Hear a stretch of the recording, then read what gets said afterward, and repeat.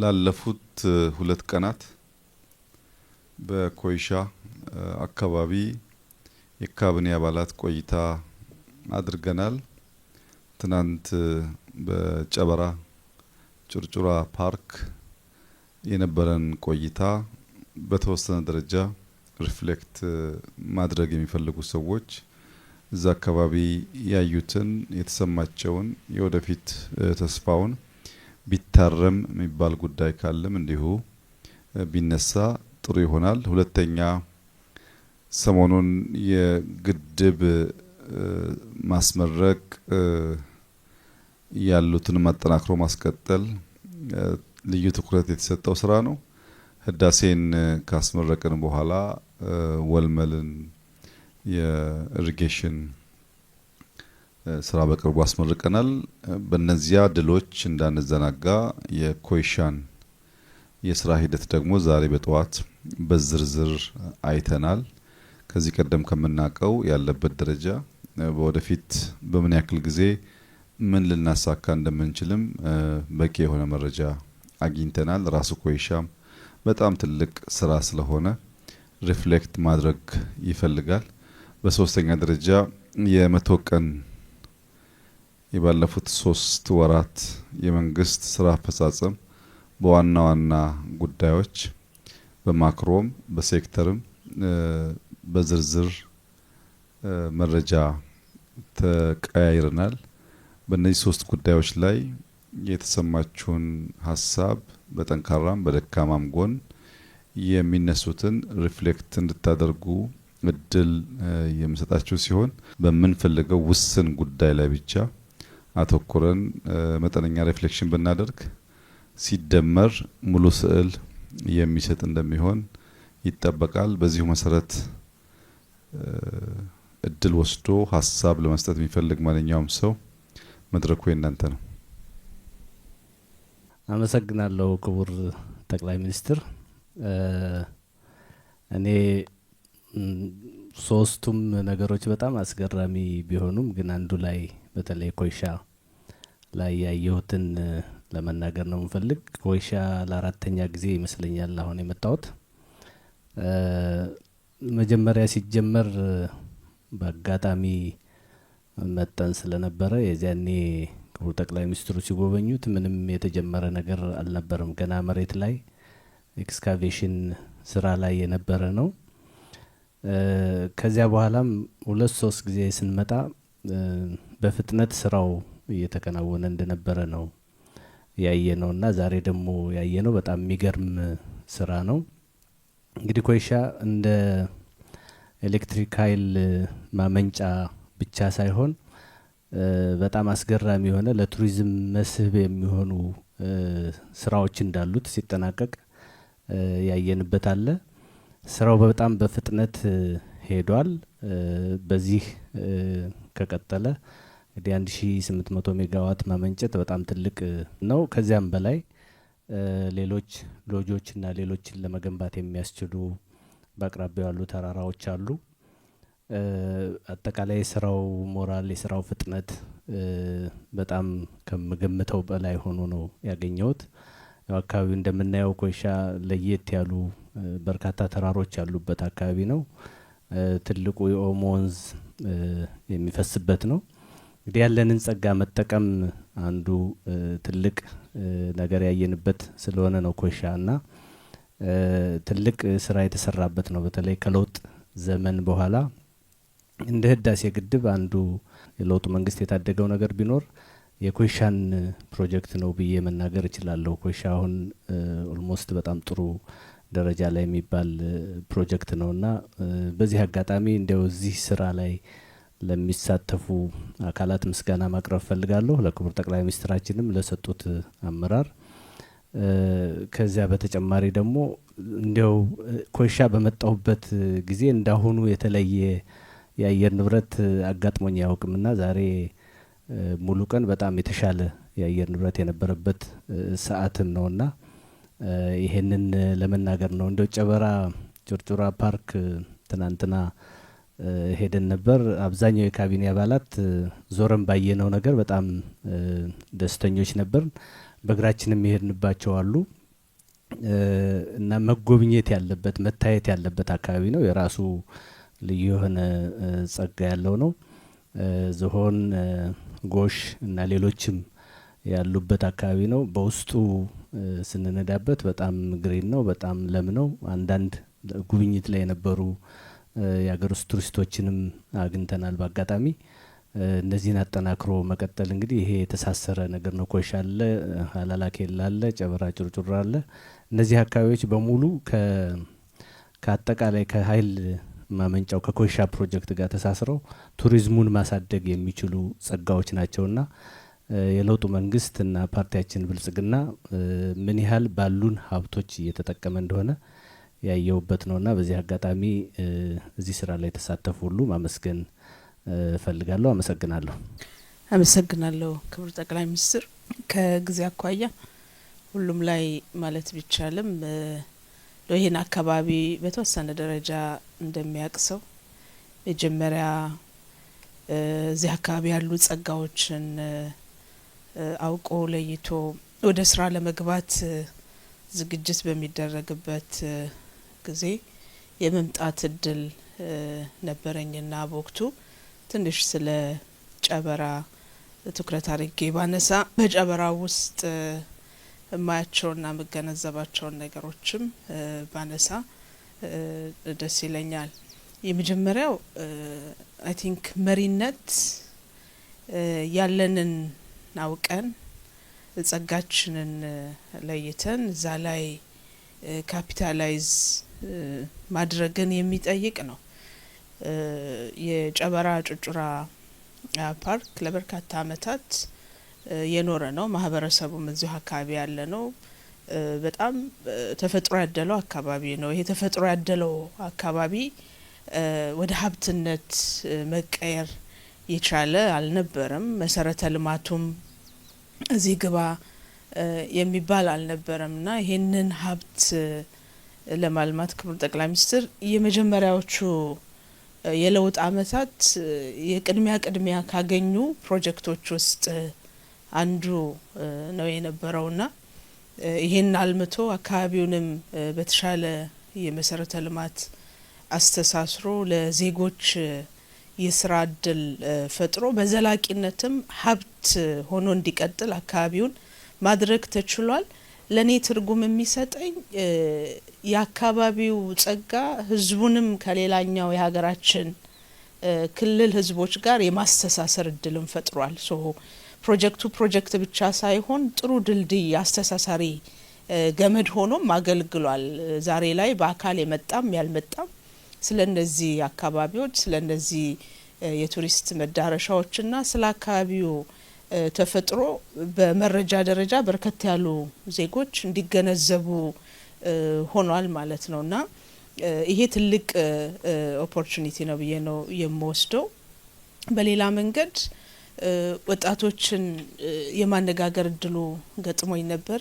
ትምህርት ጨርሰን 3 አመት 4 አመት የስራ እድል አላገኘንም ነበር። ነገር ግን ይሄ ፕሮጀክት ከመጣ በኋላ ስልጠና ወስደን ስራ የማግኘት እድል ፈጥሮልናል የሚሉ ወጣቶችን አይቻለሁ።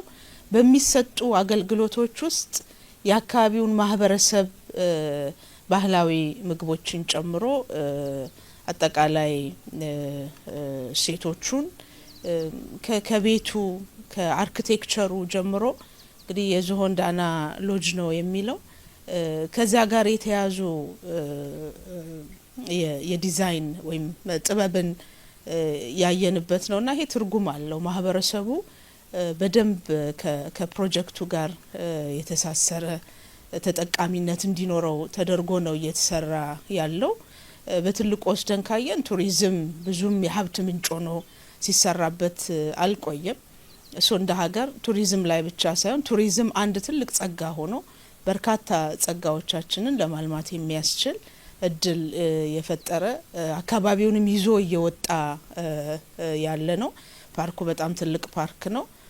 የወደፊት ፊውቸር ፕሮስፔክቱ በኔ መረዳት ትልቅ እድል ይዞ እየመጣ ያለ በርከት ያሉ የትራንስፖርት አማራጮችንም ተጠቅሞ በቀላሉ የሀገር ውስጥም የውጭ ቱሪስቶችም ቦታው ላይ መጥቶ መገልገል ሲችሉ ተመልሶ የአካባቢውን አቅም የማውጣትም ማህበረሰቡን ተጠቃሚ የማድረግም እንደ ሀገር የኢትዮጵያን ገጽታ በመገንባት ረገድም ትልቅ ትርጉም አለው።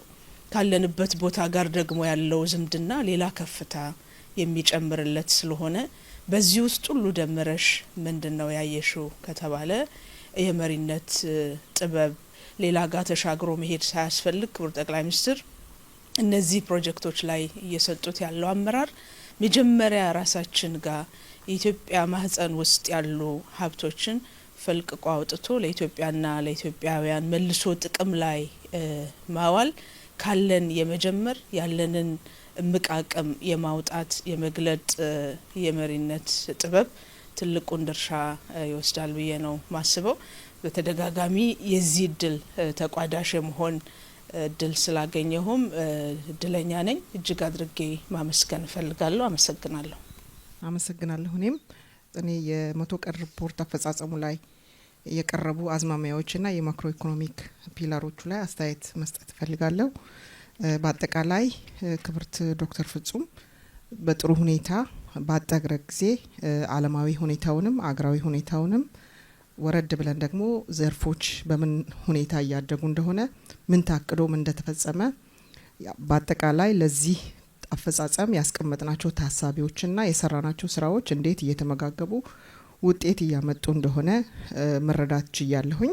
በዓለም አሁን ያለው ነባራዊ ሁኔታ እንዳለ ሆኖ እንደ ሀገር በተሻለ ሁኔታ እያደግን ያለን አይናችንን ካስቀመጥናቸው ግቦች ያልነቀል መሆናችንና ያስቀመጥናቸው እቅዶችም እየተሳኩ እየመጡ እንደሆነ በተለይ ደግሞ የኢኮኖሚ እድገታችን አሁን ያለው ትንበያም ባለፈው አመት የነበረው ውጤትም በእጅጉ ያሳየናል። ያስቀመጥናቸው ያስተካከልናቸው ፖሊሲዎች የፖሊሲ ውጥኖች አጠቃላይ ሪፎርማችን እየሄደበት ያለው መንገድ ለዚህ የሚሆን የልማት ፋይናንስ እያመጣን ያለንበት መንገድ በአጠቃላይ የራሳችንን አቅም ተጠቅመን እየሄድን ያለበት መንገድ ውጤታማ እንድንሆን እንዳደረገን ለመረዳት ችለናል። በአጠቃላይ ያለው የዓለም ሁኔታ ሳይበግረን የራሳችንን ውጥን በትክክለኛው ጋይድ እያደረግን አገራዊ የሆኑ አስተሳሰቦችን ጨምረን ሁላችንም ላስቀመጥነው ድል ውጤት እየተጋን እንደሆነ ማሳያ ናቸው ብዬ አስባለሁና የታሰቡት ታሳቢዎቹ ትክክል መሆናቸውን እየሰራን ያለነው ስራ ውጤት ማስመዝገብ መጀመሩን አይቻለሁኝ። ስፔሲፊክ ለማድረግ ያክል በአጠቃላይ በግብርናና በኢንዱስትሪ መካከል ያለው ልዩነት በአገልግሎት ዘርፍ ያለውን እስከዛሬ ድረስ ኢንዱስትሪያችን ሲያድግ የነበረው በኮንስትራክሽን ዘርፍ ተብሎ ነበር ሲነገር የነበረው ወይም ትክክለኛው እሱ ነበር። አሁን ግን ኢንዱስትሪ የመሪነት ሚናውን እየተቀበለ ግብርና ደግሞ ከዛ ባነሰ መንገድ እያደገ ስቲል እያደገ መሆኑ እንደተጠበቀ ሆኖ የኢኮኖሚ መዋቅራዊ ሽግግራችንም ውጤታማ የሆነ ስራ እየሰራ እንደሆነ በርካታ ማሳያዎችን ማንሳት ይቻላል። እዛ ውስጥ እዛው እያለን በተለይ ደግሞ ተኪ ምርትን ያዳንበት መንገድ ያዳነው ወጪ ለተኪ ምርት ያወዳነው ወጪ በተለይ በኮንስትራክሽን ዘርፍም በሌሎችም ዘርፎች በርካታ ወጪ የምናወጣባቸው እንደ ሀገር ግን እያሉን ያልተጠቀምንባቸውን አቅሞች ላይ ፎከስድ ሆነን የሰራናቸው ስራዎች ያመጧቸው ውጤቶችና የአዳናቸው ሀብቶች በጣም ውጤታማ ስራ እየሰራ እንደሆነና ይሄ ዘርፍ በዚህ ዘርፍ የተጀመረው ንቅናቄም እንደ ግብርናው ዘርፍ ትልቅ ውጤት እያመጣ እንደሆነ ለምን ገንዘብ ይቻላል። ሌላኛው ዘርፍ የማዕድን ዘርፋችን ነው። እሱም እንግዲህ አሁን ይሄኛው 100 አመት ውስጥ እንደ ሀገር በጣም ብዙ ዋጋ ያስከፈለን የጋዝ ምርት ያወጣንበት ትልቅ ፕሮጀክት የተመረቀበት ሌሎች ከሱ ጋር ተያያዥ የሆኑ ስራዎች የተጀመሩበት ጊዜ ነውና ፎከስ እንደሆነ መስራታችን ለማዕድን ዘርፋችን የሰጠነው ትኩረት እና እነዚህ ነገሮች እየሰራን ያለንበት ሲሚንቶን ጨምሮ የድንጋይ ከሰል ብረት እነዚህን የመሳሰሉ ነገሮች ያላቸው እድገት ምን ያህል ትክክለኛ ትራክ ላይ መሆናችንን ይነግረናል የሚል አረዳድ ነው ያለኝ። ሌላኛው ኢአይኤች ላይ ነው አስተያየት መስጠት የፈለኩት። ኢአይኤች ላይ ከዚህ ቀደም በርካታዎቹ ኢአይኤች ውስጥ ያሉ ተቋማት በኪሳራ የሚታወቁ አገርን ዋጋ ሲያስከፍሉ የነበሩ ናቸውና እነዚህ ተቋማት ሪፎርም ተደርገው በርካታ ሀብት ያለባቸው እንደሆነ ይታወቃል። ዛሬ ለትልቅ ውጤት ያበቁን ያሉ መሆናቸውንና ይሄ የጀመርነው አጠቃላይ አቅሞችን የመሰብሰብ ውጤት መሆኑን ነው የተረዳሁት። ከዚህ ሌላኛው በአጠቃላይ እንዳመራር ራዕይ ሲኖር ሰው የሚፈልገው ማድረግ እንደሚችል ለዛም መትጋት እንደሚያስፈልግ ከወረቀት በዘለለ በተግባር ለቀጠናችንም ለአህጉራችንም ለዓለምም እያሳየን የመጣን መሆናችን እኔ እጅግ በጣም ያኮራኛል። ከማገኛቸው አካላት ጋር በሙሉ በጣም አፕሪሼት ተደርጎ በመገረም የማያነሳ ሰው የለም። በተለይ ደግሞ በአዲስ አበባ ዙሪያና በአጠቃላይ በከተሞችም በገጠሮችም የተሰሩ የኮሪደር ልማቶችን አፕሪሼት የሚደረግበትን መንገድ እነዚህ አሁን ያየናቸው ውጤቶች አካል ናቸው ብዬ ነው ማስበው።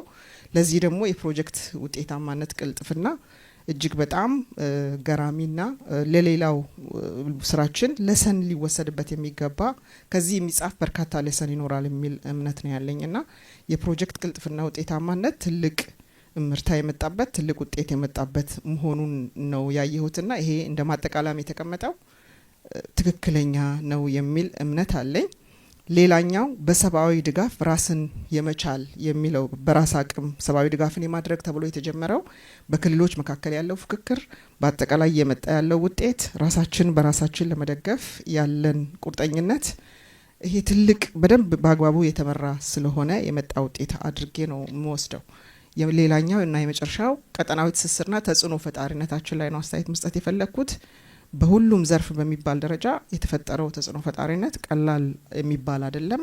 ውስጡ ስላለን የማይሰማ ሊሆን ይችላል። ነገር ግን ከዚህ ቀደም በጎሪጥ ሲመለከቱን የነበሩ በተለይ ከ2019 በዩሮፒያን አቆጣጠር ጀምሮ ከሀገራችን ጋር ኮሚኒኬሽን ያልነበራቸው ሀገራት ዛሬ ምን እናግዝ ይሄን ቀጠና ያለ ኢትዮጵያ ይዞ መውጣት እንደማይቻል የዚህን ቀጠና ፌት ከኢትዮጵያ አቅም ጋር የተሳሰረ መሆኑንና እንደዚህ አይነት በጣም ስትራቴጂክ የሆኑ ጉዳዮችን ያለ ኢትዮጵያ መስራት በዚህ ቀጠና እንደማይቻል ወስነው ምን እናድርግ የሚል ጥያቄ እስከ መጠየቅ የደረሱበት መሆኑን እኔ ራሴ ዊትነስ ነኝና እነዚህ ነገሮች የመጡት ፎከስድ ሆነን የራሳችንን አቅም አውቀን ስራዎቻችን ላይ ፎከስ በማድረጋችን እንጂ ችግሮች ስለሌሉ አይደለም። ስለዚህ እነዛን ችግሮች እየፈታን ነገር ግን ደግሞ የራሳችንን ያስቀመጥናቸውን ግቦች ለማሳካት ያለን ትጋትና ቁርጠኝነት ለዚህ አብቅቶናል ብዬ ነው ማስበውና ውጤታማ ስራ የተሰራበት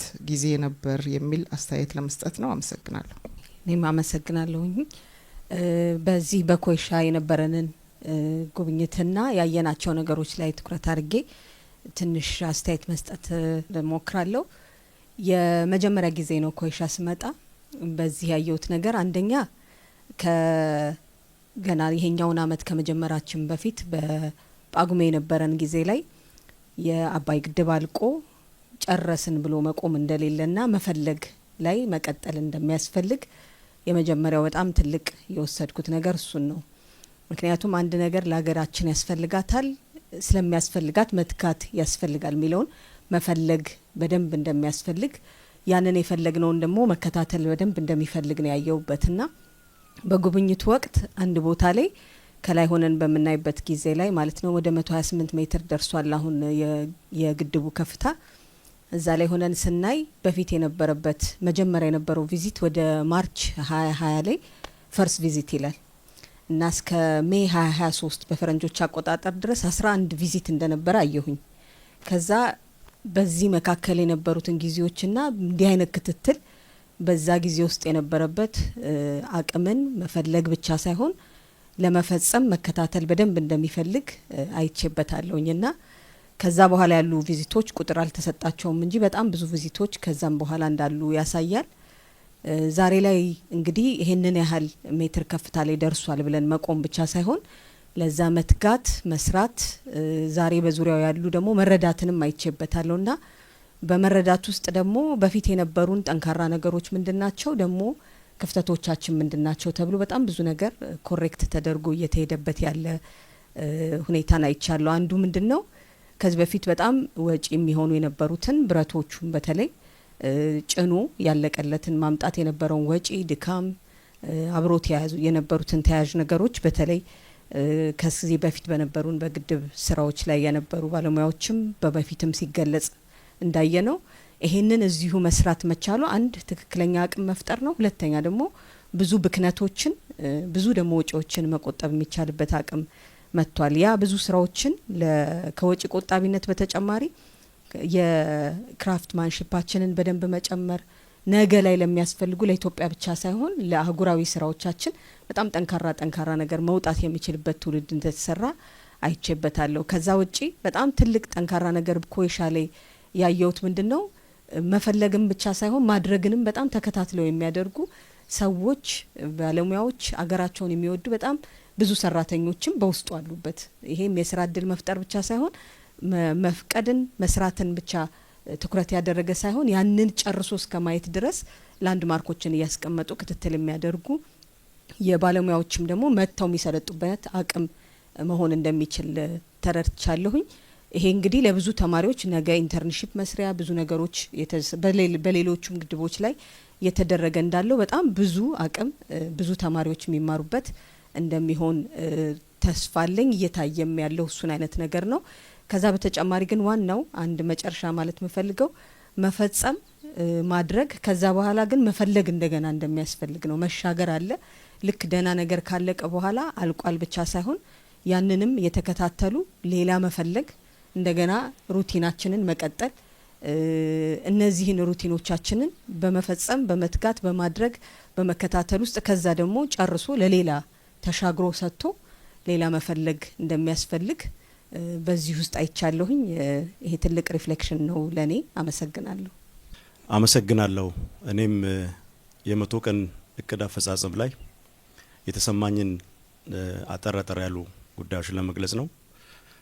በመጀመሪያ ደረጃ የመቶ ቀን የእቅድ አፈጻጸማችንን በምንመለከትበት ጊዜ ኢኮኖሚውን የምንመራበት የምንቃኝበት እሳቤ ምን ያክል ትክክለኛና ውጤታማ እንደሆነ ትልቅ ግንዛቤ ያገኘውበት ነው። ሪፖርቱ እንደሚያመላክተው በሁሉም መስኮች በጣም ተስፋን የሚፈነጥቁ የኢትዮጵያ የብልጽግና ህልም መሳካቱ አይቀሬ መሆኑን የሚያበስሩ አፈጻጸሞች በሁሉም ዘርፎች አይቻለው።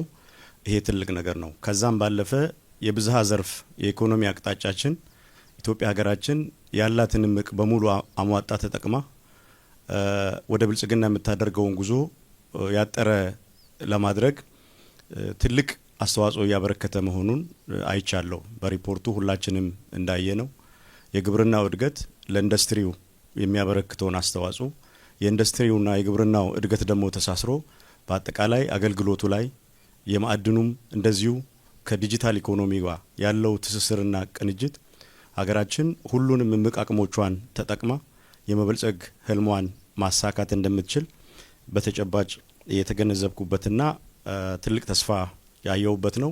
ከዛም ባለፈ በተለያዩ መድረኮቻችን በውይይቶች ሀሳብ በምንለዋወጥባቸው የተለያዩ ፕላትፎርሞች የምናነሳቸው ጉዳዮች ተጨባጭ የሆኑ በየማይልስቶኑ ያስቀመጥናቸው ጉዳዮች ለምሳሌ በ2018 ከተስፋ ብርሃን ወደሚጨበጥ ተስፋ ብለን ያስቀመጥነው በእውነትም ደርሰንበት መጨበጥ መጀመራችንን ነው የሚያሳየንና ከሪፖርቱም የተረዳሁት የህዳሴ ግድብ ለኛ የሚጨበጥ ነገር ነው። የወልመል ግድብ የጉባ ብስራቶች ላይ የተጠቀሱት የማዳበሪያ ፋብሪካ ከተረጂነት ለመላቀቅ በአጠቃላይ የምናደርጋቸው እንቅስቃሴዎች በሙሉ የሀገራችንን አንገት ቀና የሚያደርጉ ወደ ብልጽግና የምናደርገው ግስጋሴ በጥሩ ፍጥነት ወደፊት እየሄደ መሆኑን የሚያሳይ ነው። የሀገር በቀል የኢኮኖሚ ሪፎርሞቻችን ከዛም የመነጩ ፕሮግራሞችና ስትራቴጂዎች በውጤታማነት እየተፈጸሙ መሆናቸውንና በዚህ ረገድ ያስቀመጥናቸውን ግቦች በስኬት እየፈጸምን መሆኑን የሚያሳዩ ናቸው። ከኢኮኖሚ እድገታችንም አኳያ እድገቱ ከየት ነው የመነጨው የሚለውን ስናይ ከዚህ በፊት ሲመጣ የነበረው የኢኮኖሚ እድገት የነበረበትን የጥራት ጉድለት ባስተካከለ መልኩ ወደፊት መራመድ መጀመራችንን የሚያሳዩ ተስፋ ሰጪ ጉዳዮች አሉ ማለት ነው። በአብዛኛው የግብርና እድገቱ በአርሶ አደር ማሳ በአርሶ አደር ቀዬ ነው በአርብቶ አደር ኑሮ ላይ የሚመጣ የገቢ ጉዳይ ጋር የተያያዘ በመሆኑ እድገቱ በአጠቃላይ ሁሉንም ኢትዮጵያዊ በለፋው በጣረው ልክ ደጁን የሚያንኳኳና ህይወቱን የሚቀይር ነው። ከዛም ባለፈ በትላልቅ ፕሮጀክቶችም የሚመጣው ኢኮኖሚ እድገት ለውጥ ተደራሽነቱ አብዛኛውን ያካተተና ጥራት ያለው መሆኑ ከዛም ባለፈ ደግሞ የፋይናንሲንጉም ጉዳይ ሁላችንም እንደምናውቀው ከዚህ በፊት በነበረው በኮመርሻል ብድር የሚፈጸም ሳይሆን በአብዛኛው በራሳችን አቅም የሚሰራ መሆኑ ምን ያክል በትክክለኛ አቅጣጫ እየሄድን መሆኑን የሚያመላክት ነው የሚለውን ለማንሳት ነው። በሁለተኛነት እነዚህን ሁሉ ስኬቶች ያስመዘገብ ነው ባለፉት አመታት የተፈጸሙትን ተግባራት ጨምሮ በብዙ ፈተናዎች በተተበተበ አካሄድ ውስጥ ነው የነበር ነው። ሰው ሰራሽና በተፈጥሮ ችግሮች ውስጥ አልፈን ነው። ይሄ ቁርጠኛ አመራር መኖር ምን ያክል ችግርን ተቋቁሞ በአይበገሬነት እድገትን ማረጋገጥ እንደሚቻል ትምህርት የወሰድኩበት ነው ማለት ነው።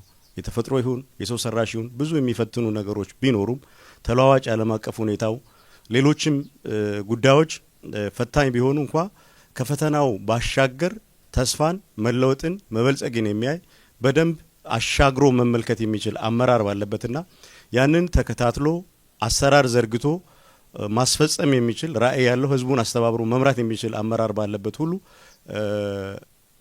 ብልጽግና መረጋገጡ አይቀሬ መሆኑን በትልቅ ትምህርት ደረጃ የወሰድኩበት መሆኑን ለማንሳት ነው ማለት ነው። ሌላው አዲስ የስራ ባህልም እየተፈጠረ እንደሆነ ነው የሚሰማኝ። በትላልቅ ሜጋ ፕሮጀክቶች ብቻ ሳይሆን በሁሉም አካባቢዎች ህዝቡን አስተባብሮ የሚሰሩ በመንግስት በጀትም የሚሰሩ ፕሮጀክቶችን ጀምሮ የመፈጸም ሁኔታ በየአካባቢው ባህል የሆነ የመጣበት ሁኔታ ነው ያለው። ይሄ ከክቡር ጠቅላይ ሚኒስትራችን የተጀመረው ፕሮጀክቶችን ተከታትሎ የማስፈጸም ሪቫን የመቁረጥ መርቆ ለአገልግሎት የማብቃቱ ጅምር በሁሉም የአመራር ደረጃ ክትትል ድጋፍ የማድረግ ህዝብን የማስተባበርና የማሳተፍ ህዝቡ ደግሞ ፕሮጀክቶች እንዲጠናቀቁ ራሱም አንዱ የልማት አቅም ሆኖ የመነሳቱና የመንቀሳቀሱ ነገር አዲስ ባህል የሆነ መጥቷል። እነዚህ ነገሮች አንድ ላይ አጣምሬ በማይበት ጊዜ የ100 ቀን የእቅድ አፈጻጸሙ በአጠቃላይ የብልጽግና ጉዟችን በትክክለኛ መስመር በትክክለኛ ሐሳቤ በትክክለኛ አመራርና በአጠቃላይ ደግሞ የህዝቡ ኑሮ በሚለውጥ ያስቀመጥናቸውን ማይልስቶኖች ለማሳካት በሚያስችል ቁመና ላይ መሆናችንን ተረድቻለሁ ለማለት ነው። አመሰግናለሁ ክቡር ጠቅላይ ሚኒስትር።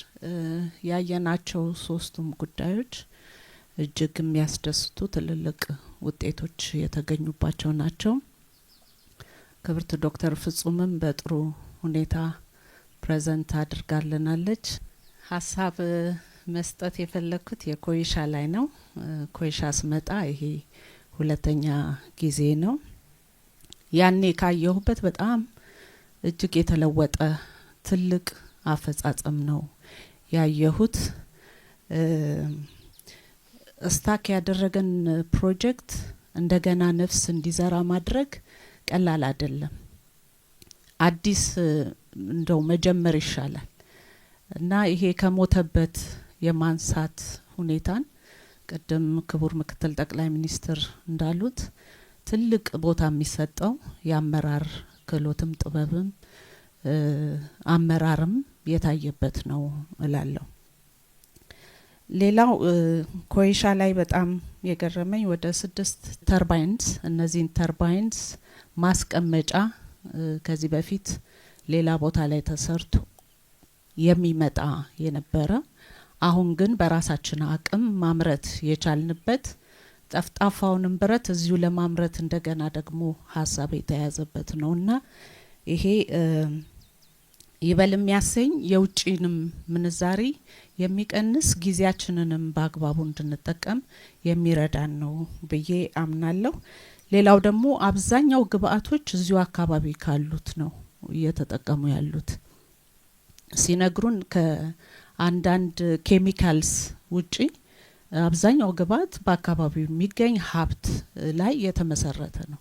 ይህ ራሱ የሚያሳየን እንግዲህ ያላየነው በጣም ብዙ ሀብት በእጃችን እንዳለና መጠቀም ከቻልን ለእድገታችን ዋነኛ መሰረት እንደሆነ መረዳት ችያለሁ።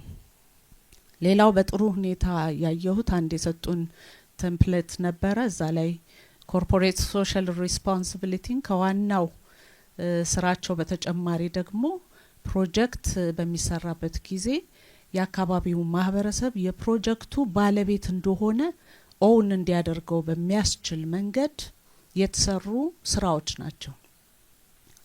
ለማህበረሰቡ የሚጠቅሙ መንገዶች ተሰርተዋል፣ ውሃዎች ተሰርተዋል። ይሄ እንግዲህ ፕሮጀክቱን ለሌላ አገልግሎት ወይም ደግሞ ለሀገራዊ ራቅ ላለ የኢኮኖሚ ጠቀሜታ ብቻ ሳይሆን ቅርብ ያለው ማህበረሰብም እየዳሰሰ ጠቀሜታውን እንዲያይ የሚያስችል ነውና ይህን ማህበራዊ ኃላፊነት የተወጡበትን መንገድ ማድነቅ እፈልጋለሁ። አመሰግናለሁ። እሺ አመሰግናለሁ። ክቡር ጠቅላይ ሚኒስትር፣ ክቡራትና ክቡራን፣ እኔ ስለ ጨበራ ጩርጩራ እና ስለ ኮይሻ አጭር የተሰማኝን ስሜት ለማካፈል ያህል ነው። እዚህ ቦታ የዛሬ 2 አመት አካባቢ ይመስለኛል መተናል። እንደዚህ በካቢኔ ጉብኝት አድርገናል። ስራው በከፍተኛ ሁኔታ እያደገ የመጣ መሆኑን አይቻለሁ፣ ተረድቻለሁ። ትላንት በጨበራ ጩርጩራ እንግዲህ አዲስ በኢትዮጵያ የቱሪዝም ማፕ ውስጥ አዲስ እየተለማመዱ ያሉ አንዱ የጨበራ ጩርጩራ መዝናኛ እና የቱሪዝም መዳረሻ ቦታ ነው። ባለፉት ጥቂት አመታት ይሄንን መሰል ሌሎች ትልቅ የቱሪዝም አቅም ያላቸው ማዕከላት በኢትዮጵያ በተለያዩ ቦታዎች ተገንብተው ለአጠቃላይ ለኢኮኖሚ ማመንጨት አዲስ ተጨማሪ ፋክተር ሆኖ መጥተው ያየን ነው እና እኔ በዚህ ውስጥ ምረዳው መማረው በዚህ በመንግስት ውስጥ ይሄንን እድል አግኝተን መስራት ከጀመርኩበት ጊዜ ጀምሮ ኢትዮጵያን በተሻለ እንዳውቅ አቅሟንም እንድረዳ ፖቴንሻሏን እንድረዳ እድል አግኝቻለሁ ብዬ መናገር እፈልጋለሁ። ወደ ተለያዩ አቅጣጫዎች በስራ ምክንያት እንጓዛለን። ስለዚህ ማናቀውን እያወቅን ያላየነውን እያየን እያደነቅን በእርግጥም ኢትዮጵያ በጣም ሰፊ ሀብትና አቅም ያላት ሀገር መሆኗን ለመረዳት እድል አግኝቻለሁ። ሶ እንግዲህ የሌለ ነገር አይመጣም፣ ያለ ነገር ነው ወደ አክቹዋሊቲ የሚቀየረው። ጨበራ ምን በለው ጎርጎራ ወንጭ ምን በል ዞሮ ዞሮ አቅሙ ትላንትም ሁሌም ነበር። ያንን አቅም አይቶ ተረድቶ ወደ አክቹዋሊቲ የመቀየር ስራን ነበር ሁሌም ይጠብቅ እና ይጠይቅ የነበረው። ስለዚህ ይሄ እንዲሆን ደግሞ ወቅት መምጣት አለበት። መታየት ማየት የሚችሉ ሰዎች አይተው ፖቴንሻሉን ወደ አክቹዋሊቲ ለመቀየር ጉጉት ይፈልጋል። ይሄንን ወደ ስራ ተግብሮ ውጤታማ ማድረግና ትላንት በአቅም ደረጃ የነበሩ ሀብቶችን ወደ አክቹዋሊቲ ወደ ተጨባጭ እውነታ መቀየር ይጠይቃል። ስለዚህ ይሄ እውን ሆኖ በኢትዮጵያ ውስጥ የኢትዮጵያን አጠቃላይ ቱሪዝም አቅም በእጅጉ ከፍ ያደረጉ ማዕከላት ተገንብተዋል። የቱሪዝም ሀብቱም እየሰፋ መጥቷል። ስለዚህ ትላንት በጨበራ ያየሁት ይሄን ነው። አካባቢው በጣም ያምራል። መልክዓ ምድሩ በጣም እጅግ በጣም ያምራል። ምናልባት ለወደፊት እነዚህ ፕሮጀክቶች ተጠናቀው ሲያልቁ ኢትዮጵያኖች እንዲሁም ሌሎች ማናቸውም ሰው ልጆች ወደዚህ መጥተው አካባቢውን ማድነቅ የሚችሉበት እድል ሲከፈት ያኔ ብዙ ሰው ያየዋል። ዞን አይተናል። እንግዲህ ካሁን በፊት ነው ዞን ያየሁት በአካል ከኢትዮጵያ ውጭ ነበር። አሁን ላይ ኢትዮጵያ ውስጥ መጓዝ ስንችል መንቀሳቀስ ስንችል ዞን ማየት እንችላለን። ደስ ብሎኛል። ሌላው ወደዚህ ኮይሻ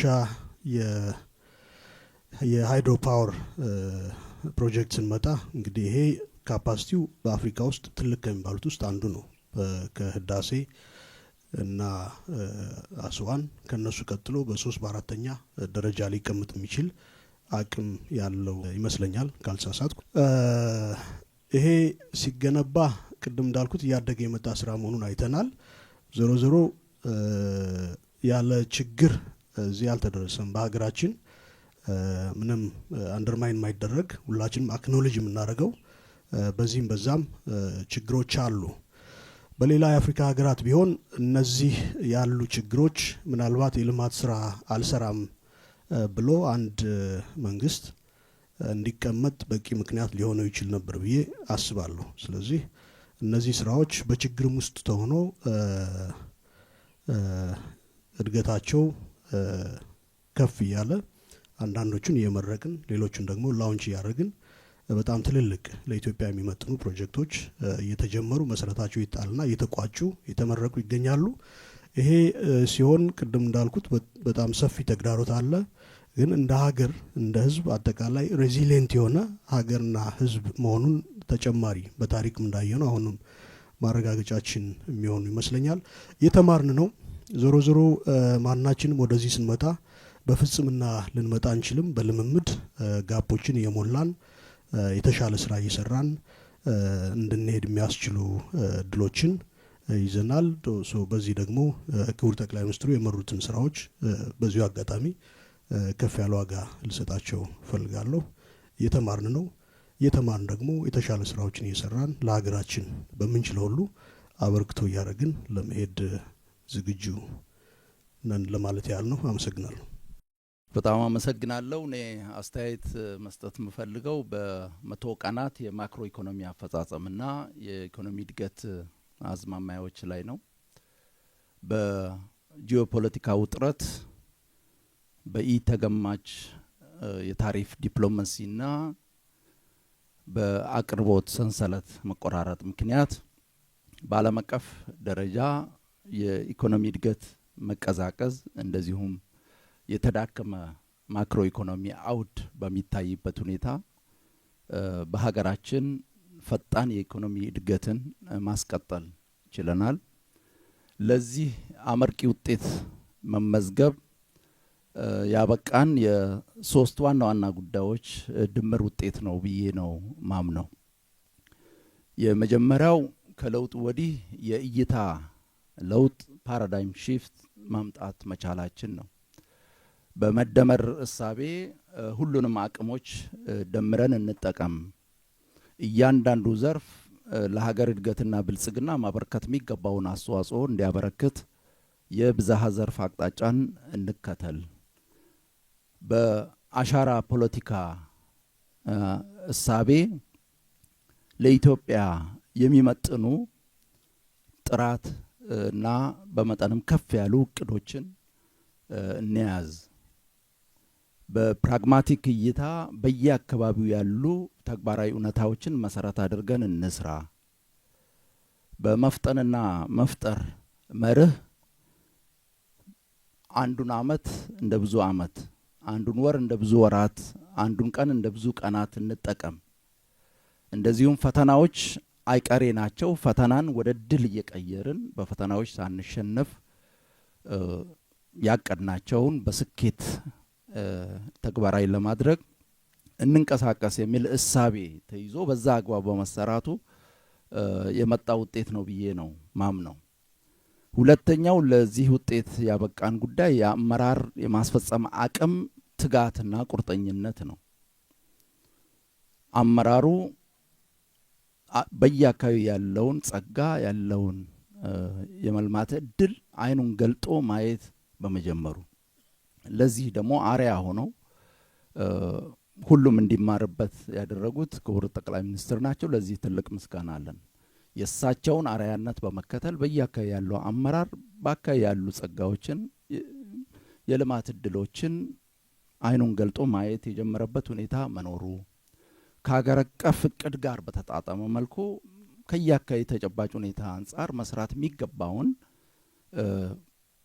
በተሻለ መልኩ ማቀድ በመጀመሩ ከክትትልና ድጋፍ ጋር በተያያዘም ከዚህ ቀደም በቢሮ በመድረክ ብቻ ስራዎችን የመገምገም ባህል ቀርቶ አመራሩ ታች ወርዶ በሳይት ስራዎችን መከታተል መጀመሩ እዛው ኦን ደ ስፖት ችግሮችን ለመፍታት ጥረት ማድረጉ ለዚህ ውጤት አብቅቶናል ብዬ አስባለሁ። በአጠቃላይ አመራሩ በየደረጃው ያሉ አቅሞችን በማስተባበር ለእቅዶች ስኬት የሰጠው አመራር ትልቅ አስተዋጽኦ ነበረው ብዬ ነው ማምነው። ሶስተኛው ለዚህ ውጤት ያበቃን የህዝቡ፣ የግሉ ሴክተር፣ የሲቪል ማህበረሰብ ድርጅቶች ተሳትፎና ትብብር ማደግ ነው።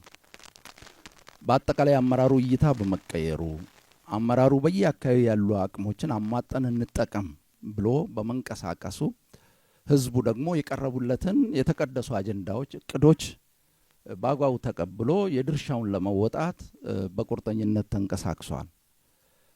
በተለይ ህዝቡ፣ የግል ሴክተሩ፣ የሲቪል ማህበረሰብ ድርጅቶች ለኢኮኖሚ እድገትና ብልጽግና ያላቸውን ሚና በአግባቡ ከመጫወት አኳያ ከጊዜ ወደ ጊዜ ትልቅ ለውጥ የመጣበት ሁኔታ አለ። ለተመዘገበው ውጤትም ትልቅ አስተዋጽኦ አበርክቷል። ከዚህ በተጨማሪ ከመንግስት ጋር በትብብር ከመስራት አኳያም ትልቅ ለውጥ መጥቷል። ከዛ በተጨማሪ ከመጡት ውጤቶች ፍትሃዊ በሆነ አኳኋን ለመጠቀም የሚደረገው ጥረትም በከፍተኛ ደረጃ ተቀይሯል።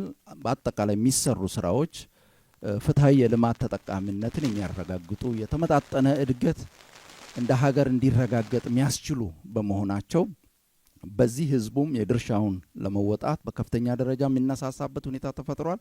ከውጤቱም በተሻለ መልኩ በፍትሃዊነት እየተጠቀመ ያለበት ሁኔታ አለ። የነዚህ ሶስት ጉዳዮች ድምር ውጤት ነው ለዚህ ያበቃን። በተለይ ከህዝብ ጋር በተያያዘ በየጊዜው መድረኮች ይዘጋጃሉ። በመድረኮች የሚነሱ ጉዳዮች በአግባቡ ይያዛሉ፣ ለቅድ ግብአት ተደርገው ጥቅም ላይ ይውላሉ። መልሶ ያንን ለህዝቡ የመግለጽና ህዝቡ የተመዘገቡ ስኬቶችን የሚመሰክርበት አሉ የሚላቸውን ጉለቶችም እያነሳ በቀጣይ መፍትሄ ይሆናሉ የሚላቸውንም ሀሳቦች የሚሰነዝርበት ሁኔታ አለ። ይህንን በቀጣይ ማጠናክሮ መሄድ ይቀጥላል።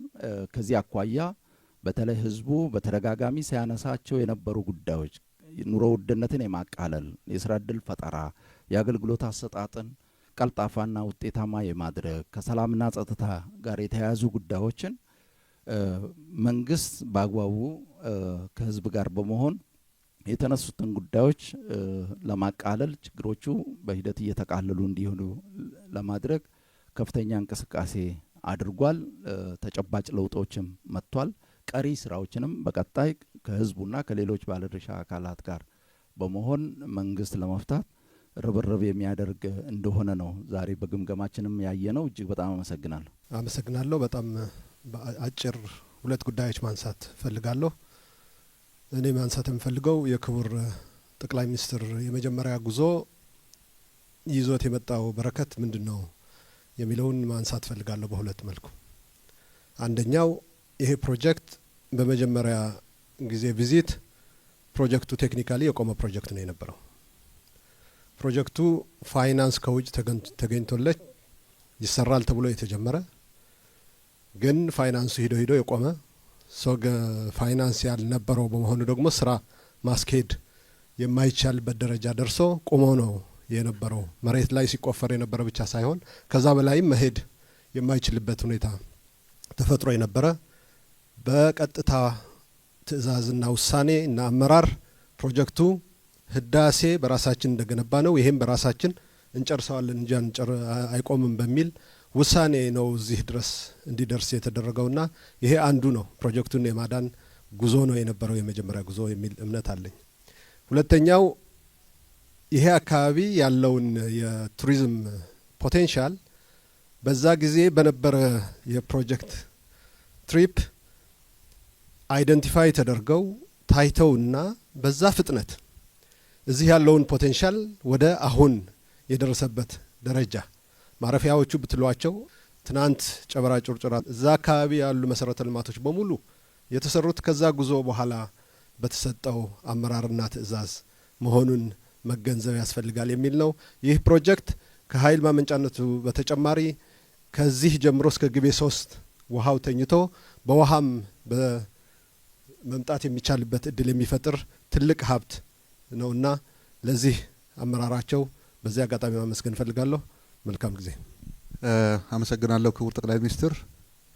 እኔ በሶስት ጉዳዮች ላይ ነው አስተያየት መስጠት የፈለኩት ኮይሻን መሰረት በማድረግ ነው። አንደኛው የፕሮጀክቱን አጀማመር በተመለከተ ነው። በአጋጣሚ የመጀመሪያው ቪዚት በሚደረግበት ጊዜ እኔም የቲሙ አካል ነበርኩኝ። በወቅቱ ይንጸባረቅ የነበረው አንደኛው ስሜት ቁጭት ነው። በሌላኛው በኩል ደግሞ እንችላለን የሚል ስሜት በክቡር ጠቅላይ ሚኒስትራችን ይንጸባረቅ ነበር። ፕሮጀክቱ ምንም አልነበረውም ብሎ መናገር ይቻላል። በወቅቱ በምንደርስበት ጊዜ የተወሰነ ኤክስካቬት የሚደረግ የቁፋሮ ስራ ነው የነበረው እንጂ ይህን ያክል የፕሮጀክት አይነት ይዘት የነበረው ሰፊ እንቅስቃሴ የሚደረግበት አልነበረም።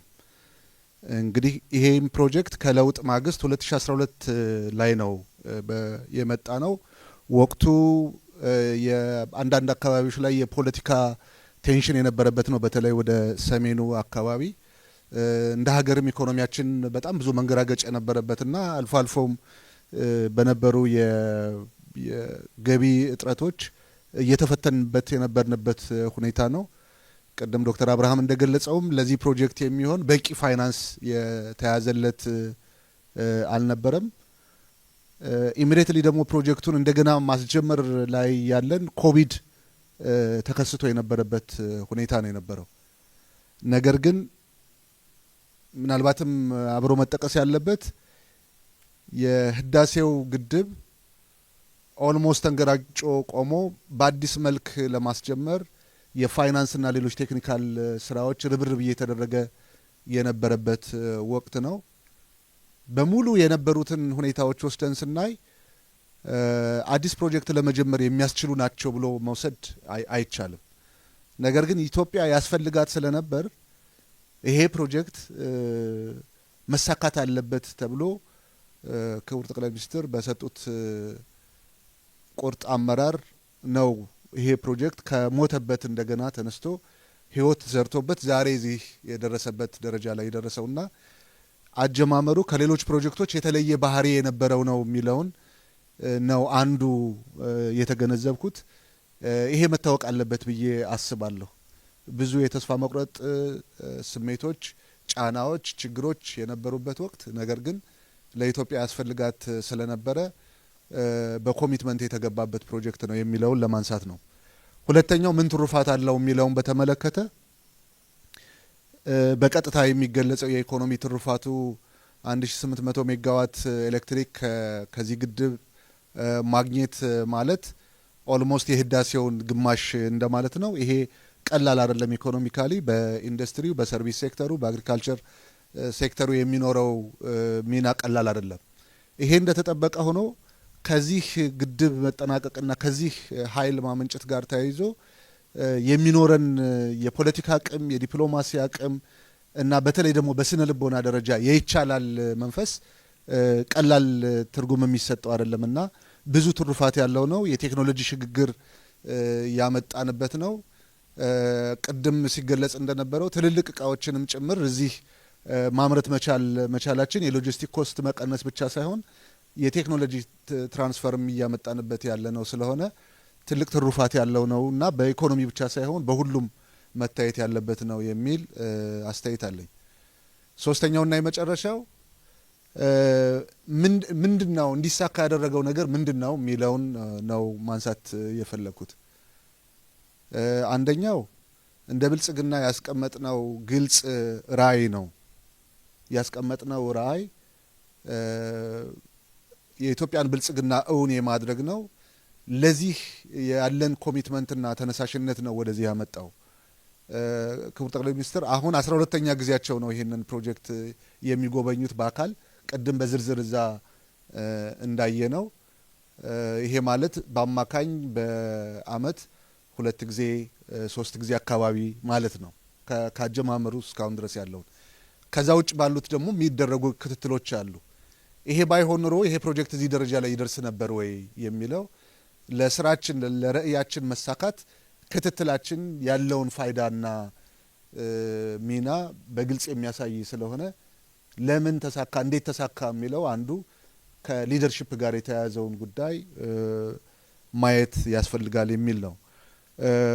ሁለተኛ እኔ የተማርኩት ፕሮጀክት ሲመቸን የምንፈጽመው ሲሟላልን የምናደርገው ገንዘብ፣ ጉልበት፣ ነባራዊ ሁኔታዎች ሲመቹን ብቻ የምናደርገው ሳይሆን በተቸገርንበት በተጨነቅንበትና ብዙ ፈተናዎች ባሉበትም ጊዜ ጭምር ማሳካት አለብን ብለን ወደ ራዕያችን የሚወስዱ ግቦችን እና መንገዶችን ተከትለን መሄድ እንዳለብን ትምህርት የሚወሰድበት ነው።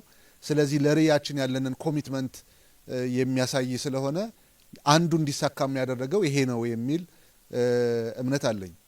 በመጨረሻ ከዚህ ፕሮጀክት መወሰድ ያለበት ሌላኛው ትምህርት ብዬ የምወስደው በየትኛውም ፈተና ውስጥ ሆነን የኢትዮጵያን ብልጽግና አይቀሬነት በምሳሌነት ልናስተምርበት የምንችልበት ፕሮጀክት ይሄ ፕሮጀክት ነው።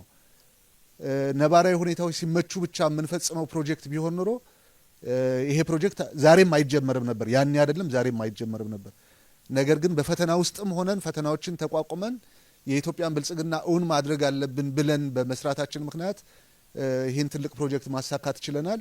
የዚህ ፕሮጀክት መሳካት የኢትዮጵያን ብልጽግና ማይቀሬነት ማሳያ ነው የሚል እምነት አለኝ። አመሰግናለሁ። አመሰግናለሁ ክቡር ጠቅላይ ሚኒስትር። እኔም በተወሰኑ ጉዳዮች ላይ የተሰማኝን በተወሰነ አጠር አድርጌ ለማንሳት ሞክራለሁ። እንግዲህ በ2018 አመቱን ስንጀምር የኢትዮጵያ ታላቁን የህዳሴ ግድብ አስመርቀናል። እዛው ደግሞ ህዳሴ ግድብ በተመረቀበት ሁኔታ ትልልቅ የኢትዮጵያ ፕሮጀክቶችን እውን አድርገናል። በተለይ ደግሞ ብዙም ስለ ፕሮጀክቱ ግምገማዎች ወይም ደግሞ መረጃዎች ሳይኖር ፐርሰናሊ የተቋጨው የጋዝ ፕሮጀክት ለኔ በጣም ትልቅ ትርጉም የምሰጠው ነው። በታሪክ አውቃለሁ፣ ነገር ግን ስራው ነፍስ ዘርቶ ለመመረቅ በቅቶ ራሳችንን እንድንችል ከሚያደርጉን ግብአቶች መካከል በተወሰነ ደረጃ ወጫችንን ለመቀነስ የሚያስችል መሰረት እንድንጥል መሆኑ ከብዙ ፕሮጀክቶች በተለየ እንዳየው አድርጎኛል።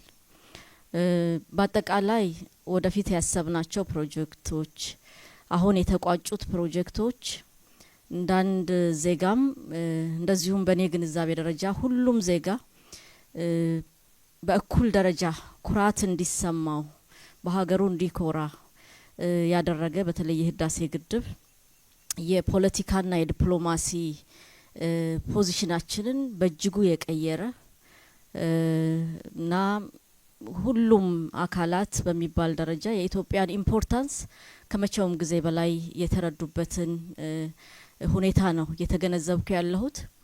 እንግዲህ እነዚህ ፕሮጀክቶች ምን ያመጣሉ ከተባለ ደግሞ እኛ መሰረት እየጣልን እንዳለን ነው የሚሰማኝ።